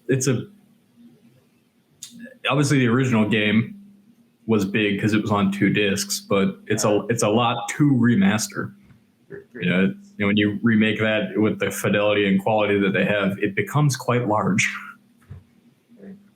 It's a lot of gigs. 3 discs, yeah. 3 discs, Jesus. So, yeah, the problem is that my biggest gripe is that they've cut out a lot of stuff. So part 1 didn't have a whole lot to do. Yeah. The biggest argument I've seen that all of or most of the Final Fantasy games are in an interconnected universe is that the Aeons from 10, like all the Aeons appear in multiple games. They've been it's like the most longest running canonical characters to Final Fantasy games are like the Aeons. Yeah, the summons. Yeah, because Bahamut. The summons, The Bahamut's been a big one. Ifrit. Yeah, Bahamut, Ifrit, Yojimbo. Yojimbo's, I think he's been in 1 or 2. You got to pay Yojimbo to make him attack. But he one-hit kills everything, so I mean, if you pay him enough. Yeah, it appears in First Appearing 10. Yeah. What else? 10 was one of the first games to have the Dark Aeons as well. Yeah, well, Aeons were only in 10 and 10-2. And then they were called Summons or whatever other name. Yeah. Well, there was just a whole summoner class in 10, so I mean. Yep. Yeah, they've had summons in the earliest one I played was Tactics, and they had summons in that one. Yeah. But yeah, no, they've had a lot of recurring characters just because it makes sense. It's easy, especially because a lot of the characters like Bahamut is based on an old timey tale. Odin is a big one they use, and obviously Odin's a big, whatever mythological creature guy, whatever. I don't care. Yeah, I like too that they haven't really changed up the design of the summons much over the years. They've obviously, brought them up in graphical quality, but they haven't really ever clean sheet redesigned any of the summons. They have a little bit, just for especially Bahamut, I would say, because obviously that doesn't look anything like 10's Bahamut. But that's true, yeah. For some of them, definitely they have kept them relatively the same. Yeah, Final Fantasy VII's Bahamut is kind of ugly. And then you go to there, 10. 10 has the weird wheel thing above him. They were just showing off PS2 graphical processing like that. Yeah, by that point, there. And 15, he looks more like a man or like a knight. Yeah. And I don't know. 15's a whole thing. That is the reason I'm not playing any of their game. I'll buy their old stuff, but I'm not doing their new stuff because basically 15, they had an idea. They spent so long making it, they started 15. When did they start it? It was released 2016, but come on, when was it started? It was one of those games that was in development longer than Duke Nukem Forever. Yeah. Duke Nukem Forever's 20-year development cycle. It was absolutely ridiculous. There. It was originally slated for release 2016. Oh, come on. Fuck you. I know it wasn't then. It was... There. It was originally titled as Versus 13. So it was originally announced back in 2013. And then they had to redesign it and basically make a whole new engine for it. So they had to basically start from scratch. And by that point, when they finally did put it out, they cut out a lot of stuff that would have been cool. They put out really shitty DLC, and then they basically just dropped it. They didn't even do all the DLC. They just stopped doing the DLC after a while. They just put out a few, and they were like, all right, that's it. Next thing. And instead, they had an author write a book that basically changed up the latter half of the game to the way they wanted it to be. So you have to read a book to actually get the actual story. And basically they retconned a bunch of stuff. They brought back characters. It's like the most JRPG thing I've ever heard. So it was just a shit show. I have it on Steam. I don't think I'll probably ever play it because I don't care. So it's unfortunate. And it kind of made me lose respect for him because if you're going to do a JRPG, at least do it fucking right. Like, if you look at any of the Tales games, Tales of Arise. Tales of Arise is 40 hours, and they pump these games out pretty on a timely basis. And they all do very well. I know Johnson had talked about this one. This one's about 44 hours, but 160 hours to get 100% completion. I have seen him playing games just in a little, Steam corner pop up, like games I've never heard of, and I'm almost positive they're all just like JRPGs because he's well versed in gaming. I'm really not as much as I was, the PS2 era. I played some weird shit on the PS2 that nobody's ever played. Yeah, He's like, oh, go to GameStop. What's this $11 game? I'll buy this.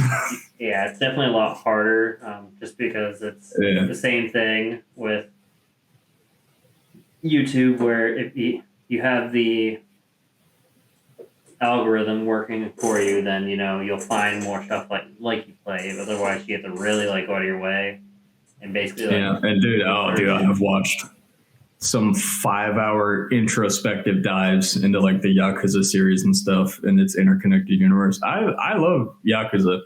There's only one character in all of the Yakuza games that he's been in every Yakuza game, and he's the final boss in every Yakuza game. You have to 100% the game before you can fight him, and he is fucking impossible to fight. His name's Jin Amon, Amon of the Amon clan, the clan of assassins. Amon is that dude, man. You can only in Yakuza, your ultimate moves are heat moves. And you can only damage Amon with heat moves, and it has to be a different heat move every time. So there's a mapped out battle plan strategy to defeat Amon. The boss fight with Amon that I had in Kiwame 2, it took me 2.5 hours. Yeah. Amon's that dude. Always got fucking black sunglasses on.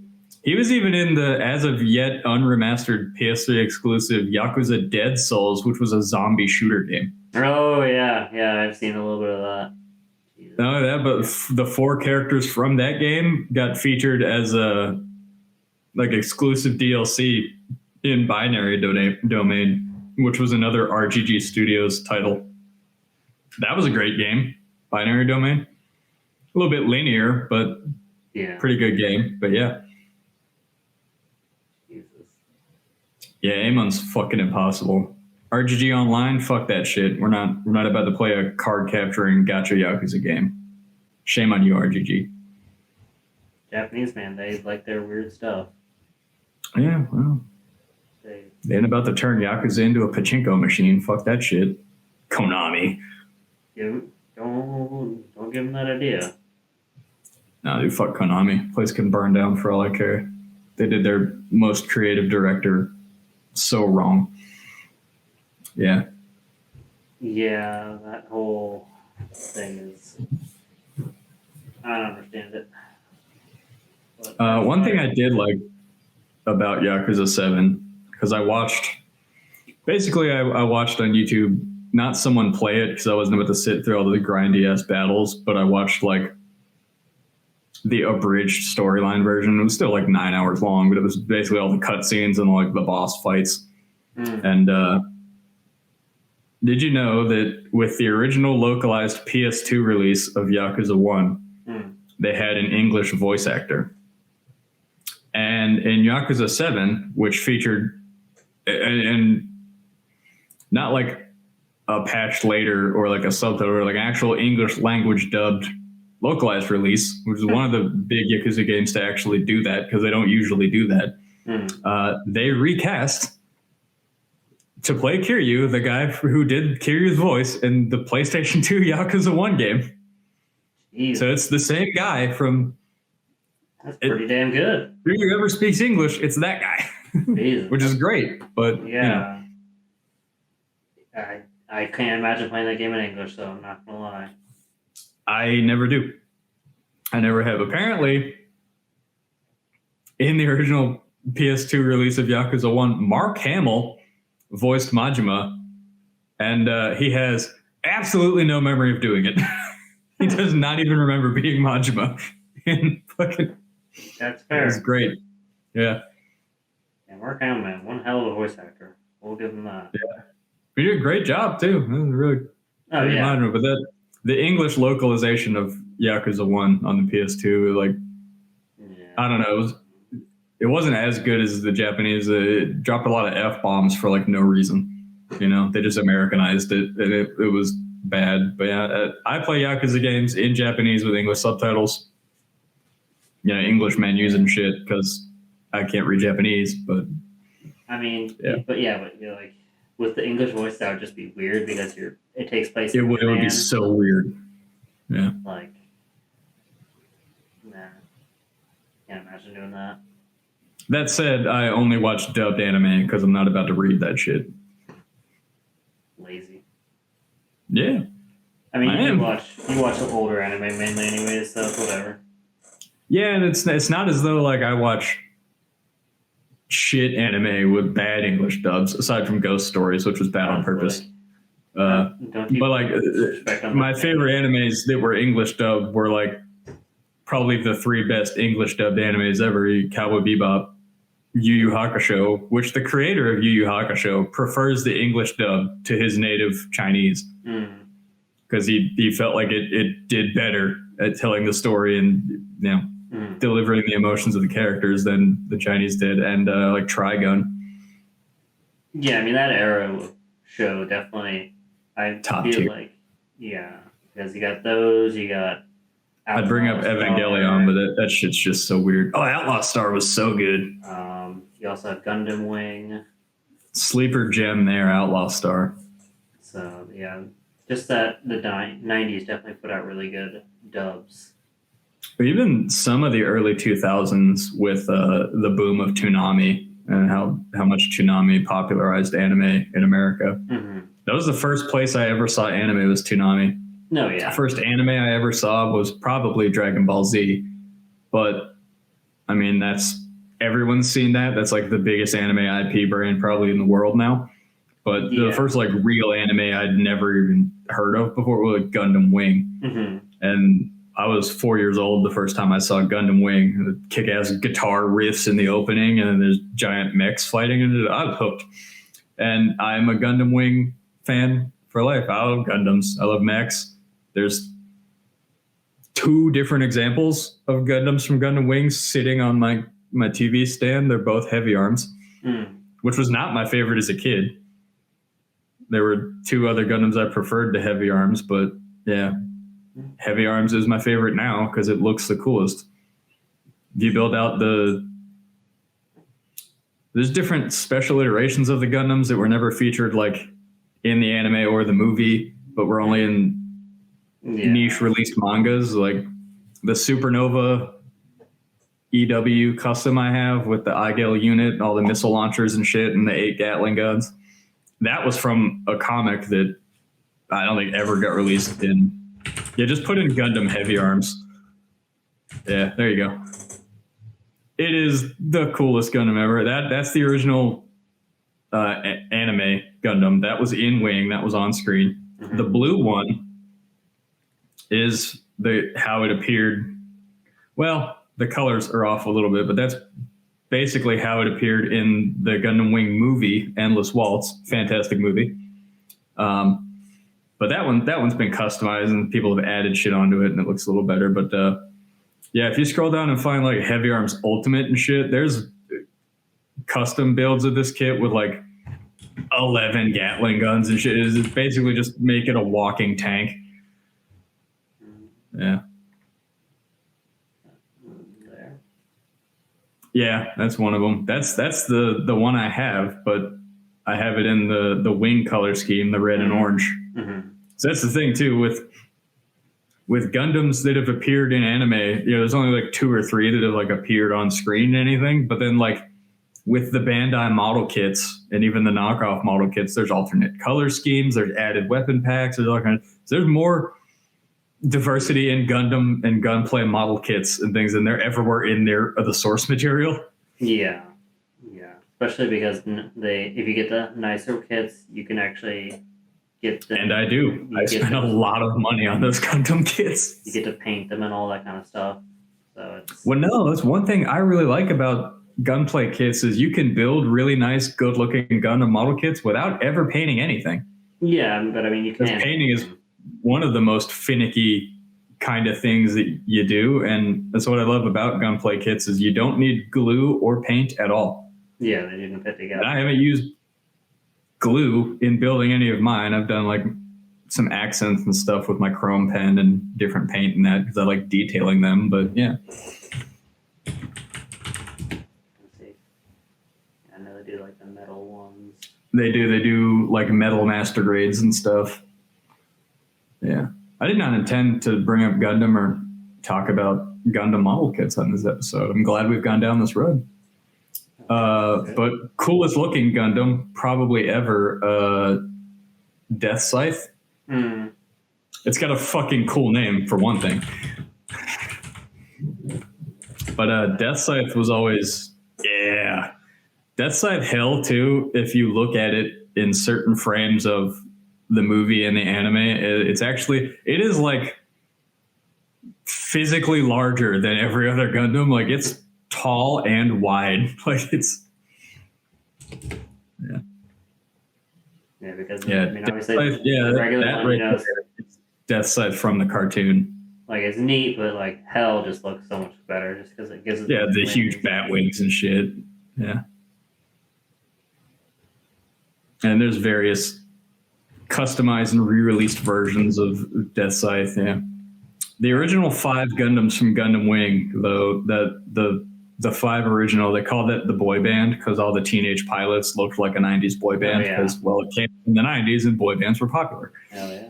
So, yeah. But that's the OG Wing Gundam. Yeah. Wing Gundam most of the Gundams had 2 versions across the run of the show.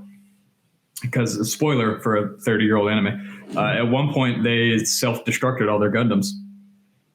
Yeah. So they had to be rebuilt and they were improved. But my favorite as a kid was the Shenlong Gundam. Oh, yeah. This is the one Wu Fei piloted.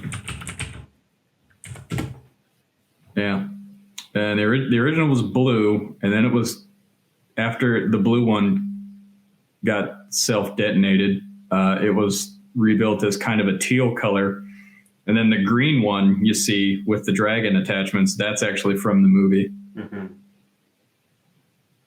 Actually, that's just a recolor of the second iteration. Which, again, it's not like people are repainting these. Like, no, Bandai released recolors of it. Yeah, there you go. That dark green one is from the movie. Yeah.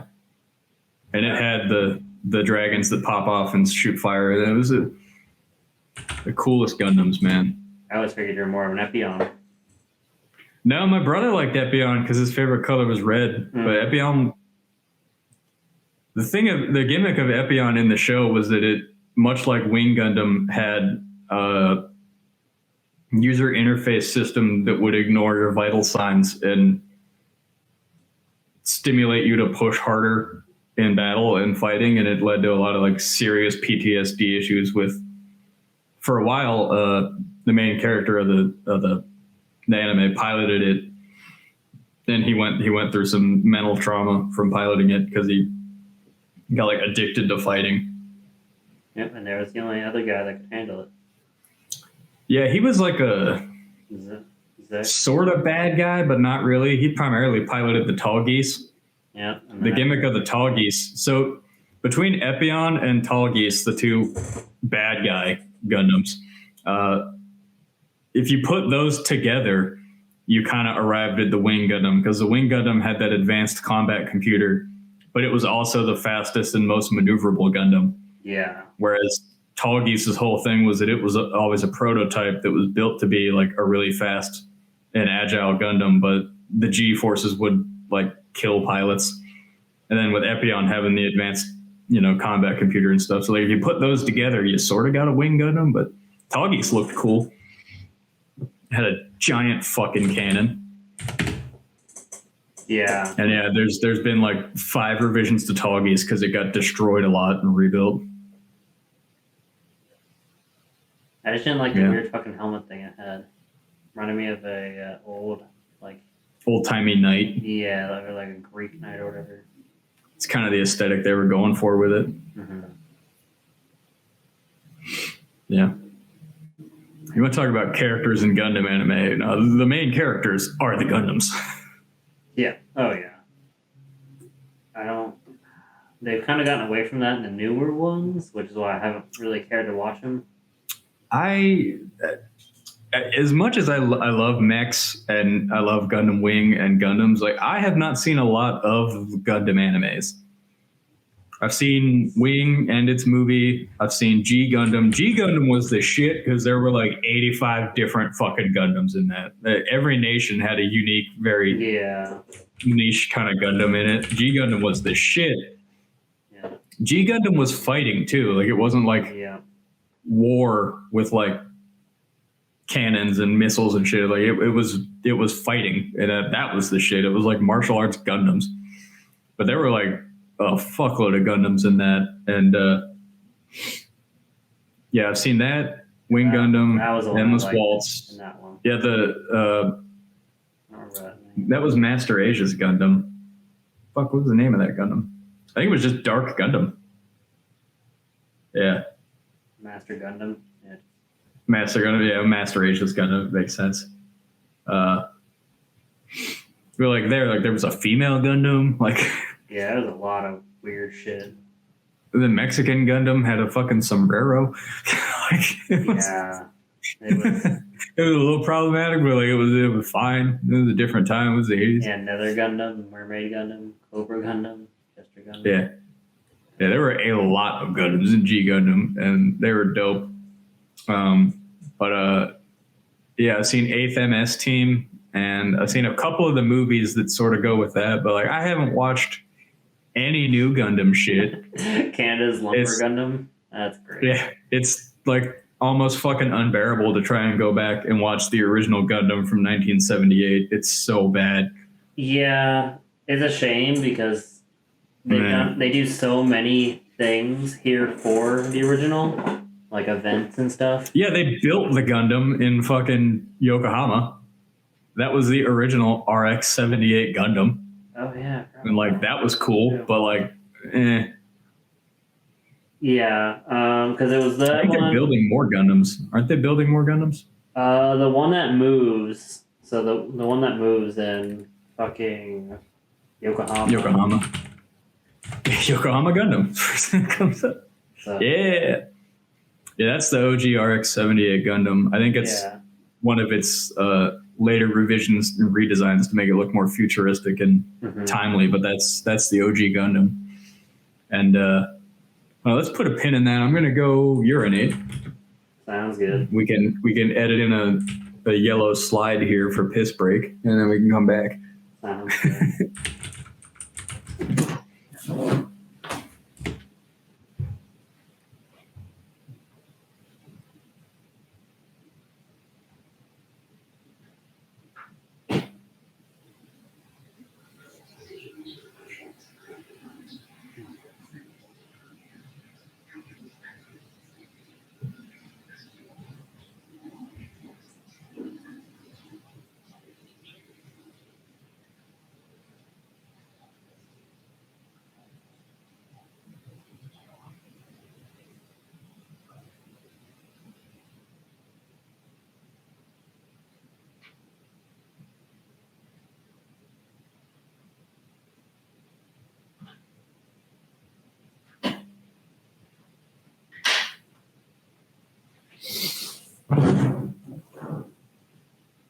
I have returned. Yeah, it's the Unicorn Gundam. I don't know what the fuck Gundam Unicorn's about. I've never watched it. I probably never will.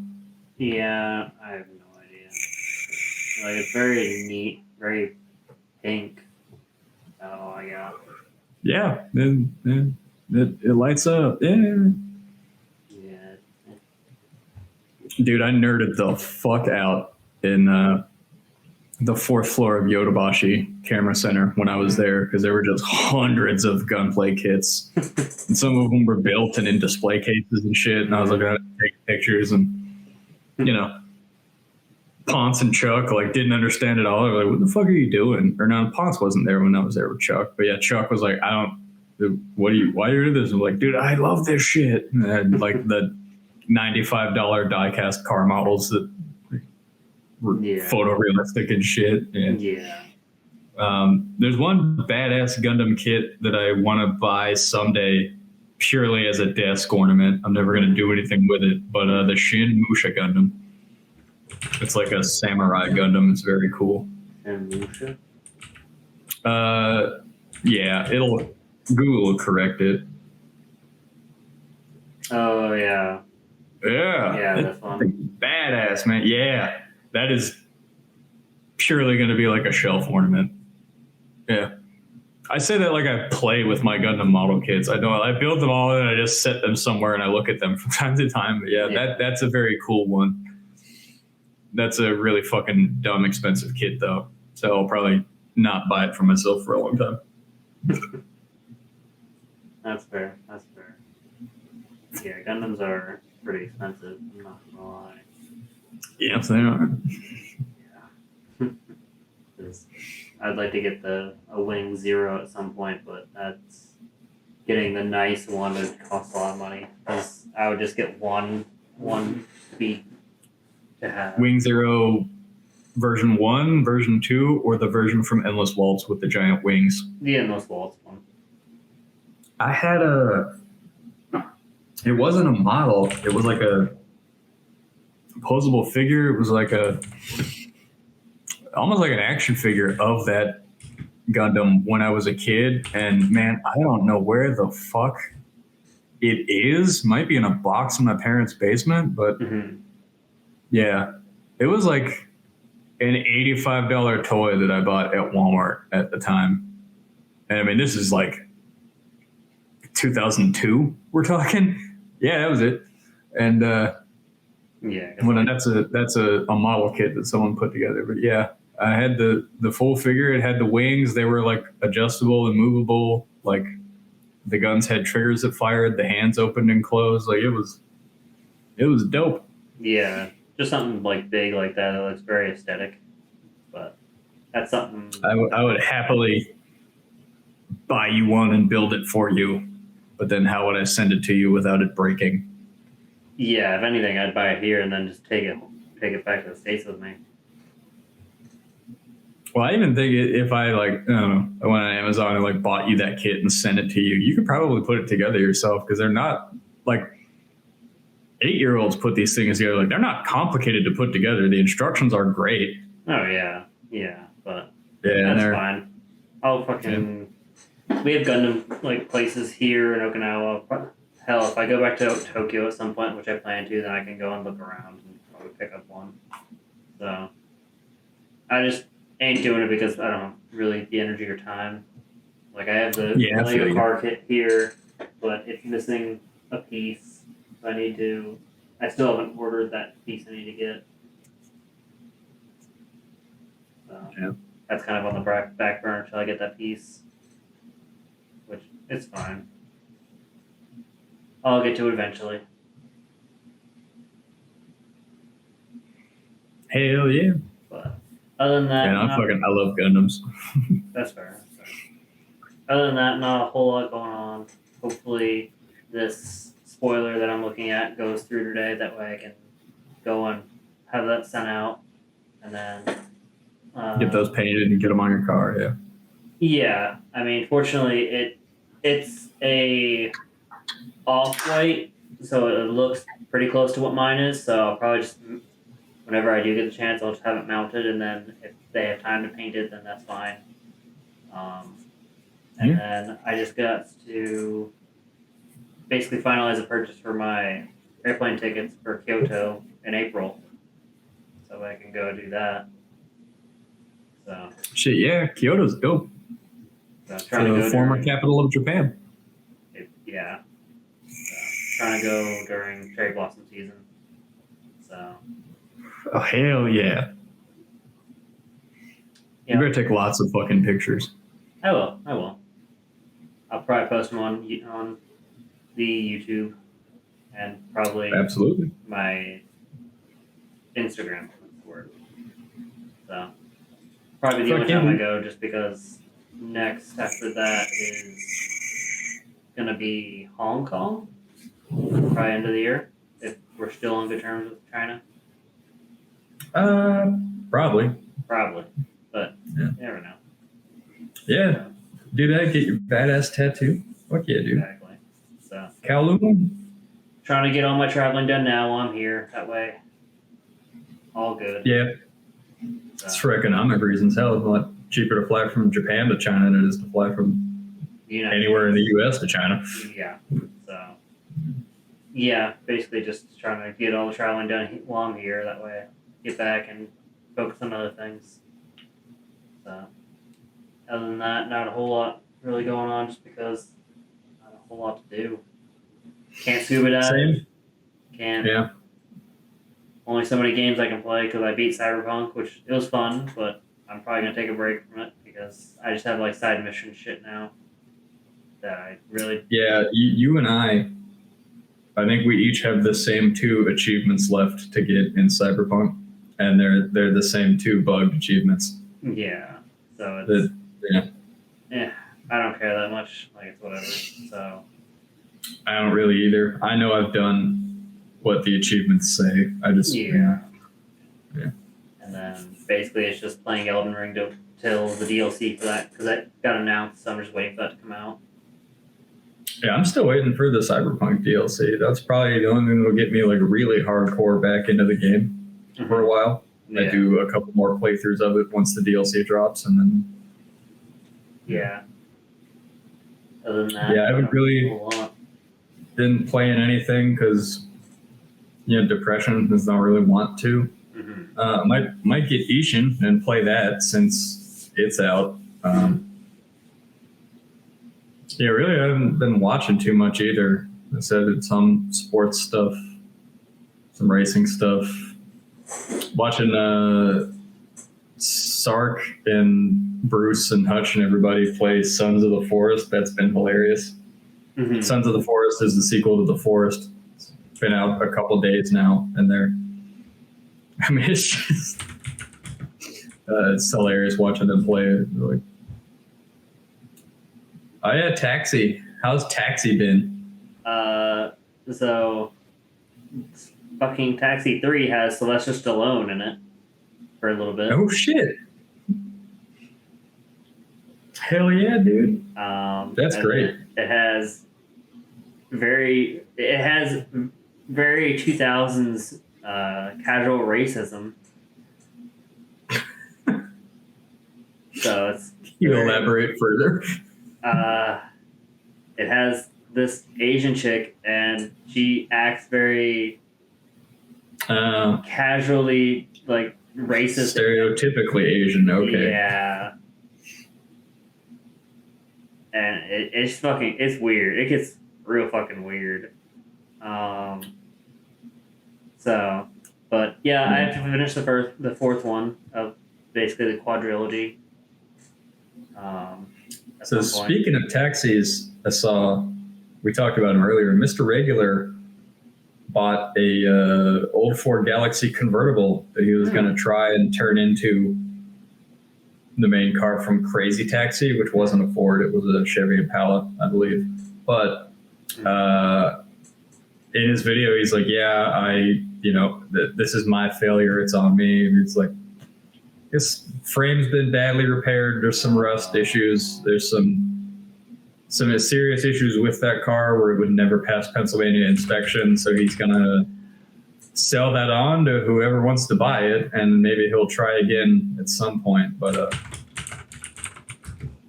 that's unfortunate, just because he doesn't deserve that. Like, that's a shitty thing to have to walk through. Yeah, if you just go to their YouTube, it's like the first video. Yeah, 5 hours. I want to buy a Ford Galaxy convertible if you're willing to drive it to. Oh, and let someone inspect it to make sure. Yeah, I got screwed. Mm-hmm. Yeah, that's unfortunate. Yeah, I mean, it looks like a really, worth the money car, but then you get underneath it and you say, oh, that frame's been boxed, and the box job is rusting through, and you can see patches on the floor and shit, and it's like, yeah. Yeah, that sucks. That's an annoyance of a thing when you buy a car, because like we've had experience with that. When Lee almost bought the Raptor. Yeah, then I spent $26 to Carfax it while he was looking at it, and I was like, dude, don't buy this. Don't buy this. Like, what do you mean? Like, it's been in a major collision. It's got a salvage title. Yeah, like, and the fact that the guy's like trying to talk it up like it wasn't that bad, and I was like, it says here it had frame damage, homie. Like, yeah. And also like the sunroof was stuck open and didn't work and wouldn't close, and I was like, I bet it's fucking off track because the body got tweaked. Yeah, it was just an absolute shit show, and yeah, that was a don't buy this scenario. We've had a couple of those with Lee. I remember the guy at the one dealership got really pissed off at me when I told him not to buy that salvage title Charger. Oh, yeah. Yeah. And we went down the street and he bought a better Charger. Yeah, he tried to go and keep us there and shit. Yeah, trying to guilt us into buying the car. I was like, nah, fuck that, we're leaving. And we left. Found a better one down the road, which he still hated the car. Because it was He didn't hate the car the whole time. He got sick of it toward the end of it. But it was a good car.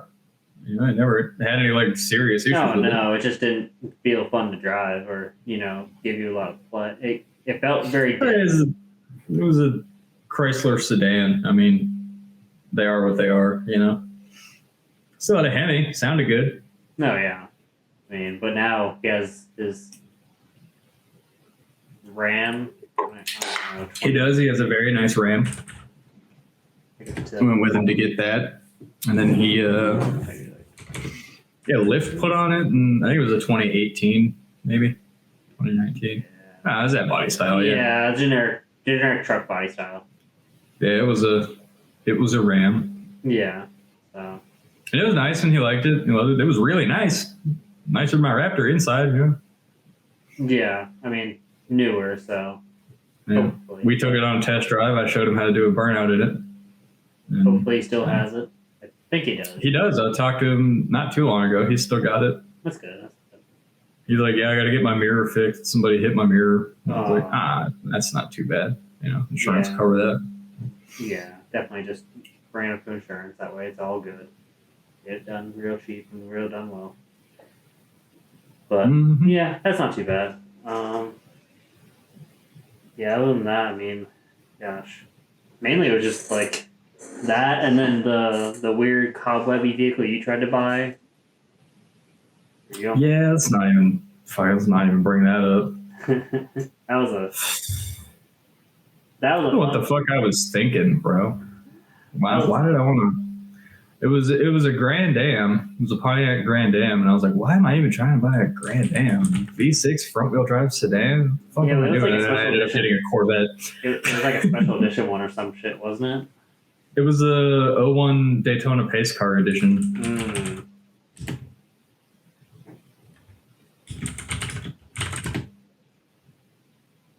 Yeah. No, it wasn't that. It was. What was that? Let's look at pictures of it. That's too new, but yeah, from 2001. Yeah, there you go, the silver one. I saw that. Yeah, it wasn't all done up like that, but it had some graphics on it that would indicate that it was a pace car edition, and it looked nice in the photos. And then we get there, and like this car has been sitting outside for several years with the windows cracked, and there was like spider webs in it, and it's full of dirt. And like I was like, communicated with this guy who I'm convinced was a drug addict. Yeah. From his mannerisms when I got there and saw him, and I was like, and I know he's bullshitting me. I was like, when was the last time you drove this car? It's got like 2 flat tires on the front. And he's like, oh, I drive all the time. I just drove a couple months ago. I was like, yeah, I don't believe you. And then we ended up just leaving. We wasted a whole day driving all the way down there to see that car that was presented well, but was such a heap of shit. Yeah, that was a... Fuck that guy for wasting my time. Because we drove all the way from Whidbey down to Portland.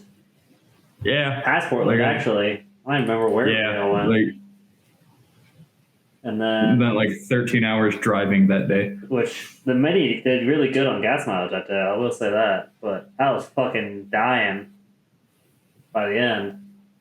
Yeah, also I did like 14 hours in the backseat of a Mini because Lee wanted to come with us. Well, yeah, because he was looking at a car too, so... Oh yeah, that was the same day as that Raptor. Yep. Yeah, so nobody bought a car that day because we were hoping someone would buy, or both of you would buy a car. To make it like worth the trip, but nope. No one bought a car. Yeah, I don't know what the fuck I was thinking. I was like, oh, I want this rare, not worth anything Pontiac Grand Prix. What the fuck was I thinking? I'm glad I didn't buy anything, and then like a deployment later, I came home and I bought a Corvette. Yeah, that Corvette was definitely a fun purchase. Oh my god, it was so much fun. So yeah, definitely have to. I mean, I don't know if you'll ever get another one of those again. Corvette, yeah, probably. Probably. I still want to twin turbo one of them and recreate a Callaway twin turbo. Callaway. That was. So I'm here. I know the mic's not picking it up, but it sounds like there's a plane falling out of the sky right now. I live reasonably close to a Canadian airport because the Canadian border is like 5 minutes that way. And there's an airport like right over it. So like I hear planes and jets sometimes. So yeah, hopefully we will not be living anywhere near any airports. I wouldn't care too much about being near like a commercial airport because I mean they're not obscenely loud like military airstrips. Yeah. But trying to see. Yeah.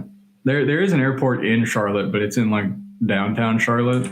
Yeah, so probably not. We'll probably be fine because we're trying to go more north of Charlotte. So yeah, if anything, Mooresville area. If any airports, it'd be like one of those recreational ones.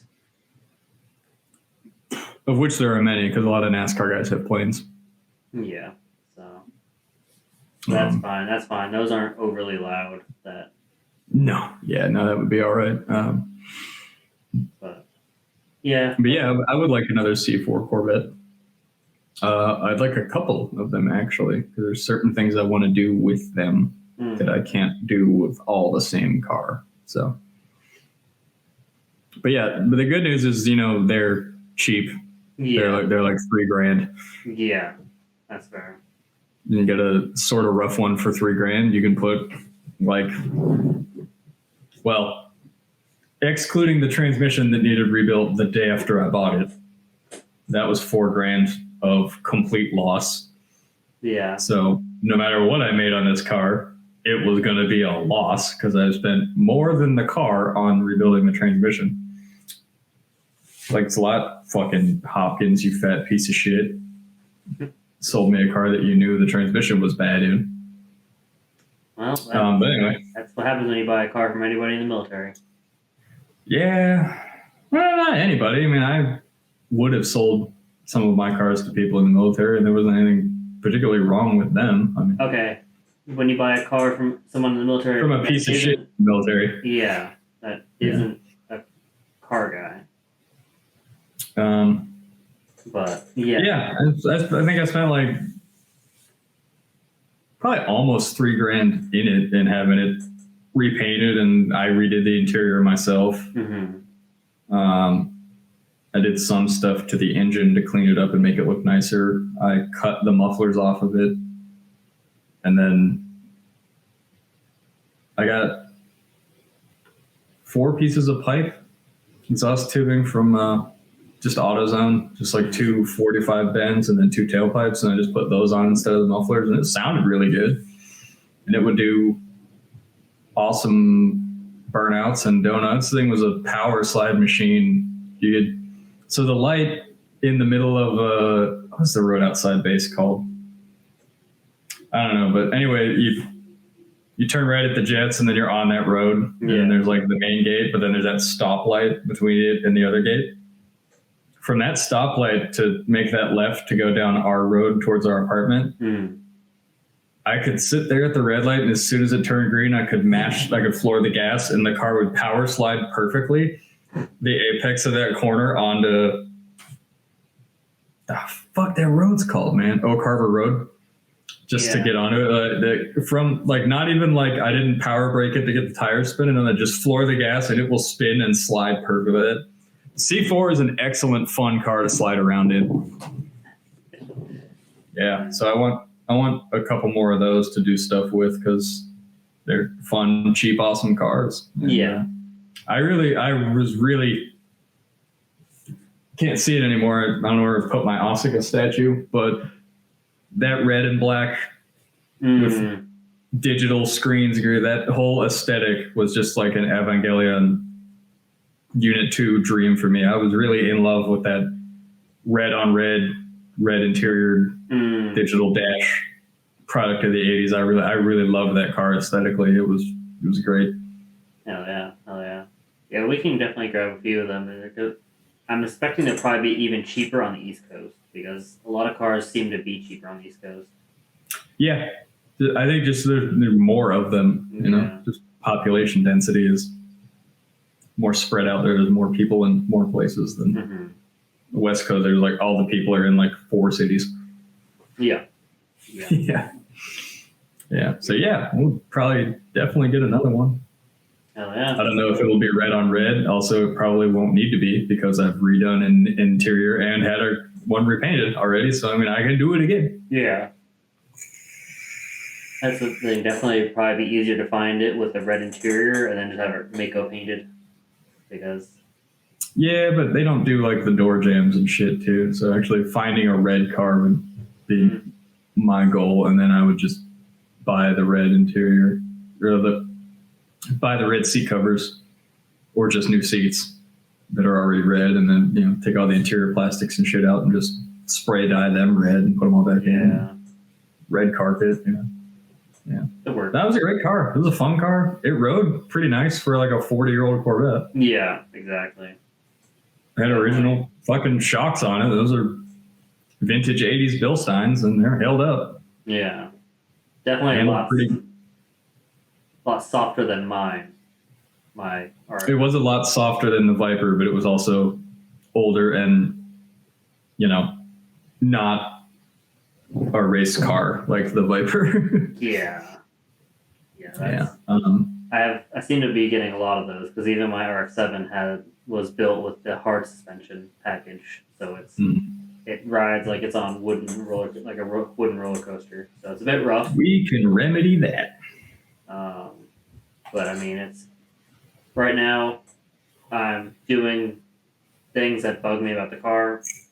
So like I can deal with that. I can deal with a little bit of hard suspension because you know who rides in the car? Nobody. Just me. Just you. Like, Yeah. It's like, oh, your Raptor, it's so loud. How do you stand that? Like, well, it's not that loud with the windows up, and I'm the only one in it. yeah, I don't really. For like 2 years, the power seat adjustments on the passenger seat didn't work. I was like, Yeah. I don't sit over there. Yeah, exactly. Nobody else sits in it. Then fuck it. Yeah, like. Yeah, they're fixed now. Everything on that truck is fixed now, except for one of my TPMS sensors is broken, so I have a low tire warning light all the time. Yeah. I've checked all the tires; they're all the same. They're all at 48 psi. So I mean, it's none of the tires are low. It's just the broken sensor. Yeah, check engine lights on because it doesn't have catalytic converters because it's got no exhaust whatsoever right now. It's manifolds and then dumps. So yeah, I mean that's probably something you could clear. Yeah, I could get a tune done and they would just put in O2 sims that simulate O2 sensors and just it would turn the lights off. Yep. Yeah, that'd be pretty much all I would do is just do that. Yeah. I want to get that done at some point anyway when I've got expendable income again because I no longer want a 100 mile an hour speed limiter in my ridiculously fast fun truck. Wouldn't you have to get new tires because aren't yours rated for only 100? Probably not. They would just get really hot and they would wear faster at speeds above 100. But I mean, how often am I going to be going 150 in my daily driving? Probably never. Yeah. I'm going to like do it once to see where it goes. And then now I know. Yep. That's fair. That was like me and the Mini when I reached very high speeds, or me and the Viper when I reached even higher speeds. I want to say that was like me and the Corvette when I did that. But even the Corvette had like the cheapest Chinese knockoff tire brand I'd never heard of tires on it. And they were old and cracking. But I still, anytime I went somewhere in that car, if I was on the 5, I maxed it just because I could. Yeah. Like it's a C4 Corvette. This is a car that was built and engineered to be able to do this. So I did it all the time. I think I hit 150 in that car like 7 or 8 times. One time I tried on that back road with you because there's that long straight stretch on not Chuckanut, whatever the fuck that road that leads to Chuckanut's called. Highway something. Runs through that little village and shit. I forget the name of the village now. Well, but yeah, we tried that. I think I only got it up to like 135 or something on that road because we ran out of room and it is still a 37-year-old Chevy small block. So, I mean, it didn't accelerate that quickly, but. No. Well, that was fine. I mean, yeah. For how it was perfectly safe at that speed, too. I mean, it wasn't like shaking and all over the road and anything. Like, it was, for cheap, cracked Chinese dry rotted tires and 37-year-old suspension. Like, it was well planted and stable at that speed. Mm-hmm. Steering wheel shook a little bit, but it was an old plastic steering column. Yeah. It was a little shaky. It's supposed to be a little shaky at that speed. It's the sensation of speed. It's like, you're going fast. Yeah, because if you're not getting any sensation, then it's probably more unsafe because you don't realize you're going that fast. Yeah, that's dangerous. And what that would show you is that there's some looseness in your front end there. Something's not as tight as it's supposed to be. You got some disconnection. The car should be telegraphing the front wheels back to you, and it was. That was good. Also, a really bumpy road that we were on when we did that. Yeah. Yeah, that'd be something. The 5, it's not racetrack smooth or anything, but even it wasn't. It didn't do that when I did it on the 5 those times. Mm-hmm. Where I sent a picture to the group chat that one night when I was on my way home. I remember. Something that was like, I was leaving. They're leaving Linden or Bellingham. I think it was my birthday and I'd come to see Jess and I was coming home to hang out with you guys after that. Because they were still on speaking terms when we did that. And then the guys was like, how long are you going to be? And I was like, 30 minutes. And they were like, there's no way. And then I sent a picture of my dashboard to the group chat. It's 1:48. It was like, Christ. Yeah, I'm only going to be 30 minutes. Yeah. I don't know how you didn't get pulled over on that one. it's got a very low radar cross section, that car, because it's so low and it's so angled. And yeah, in the Haggerty video about the C4ZR1, they actually talk about the car's radar cross section and how low it is. So yeah. No, I'd like some more C4s one day because they were great. And that was, as of yet so far, that time period that I owned it really was my midlife crisis. So it was my midlife crisis red Corvette. Yeah. And it served its purpose. It kept me going. It was great. That's the thing. Like, that was a lot that happened. Cars can get you through a tough time, and they did. Get me through toughest time right now.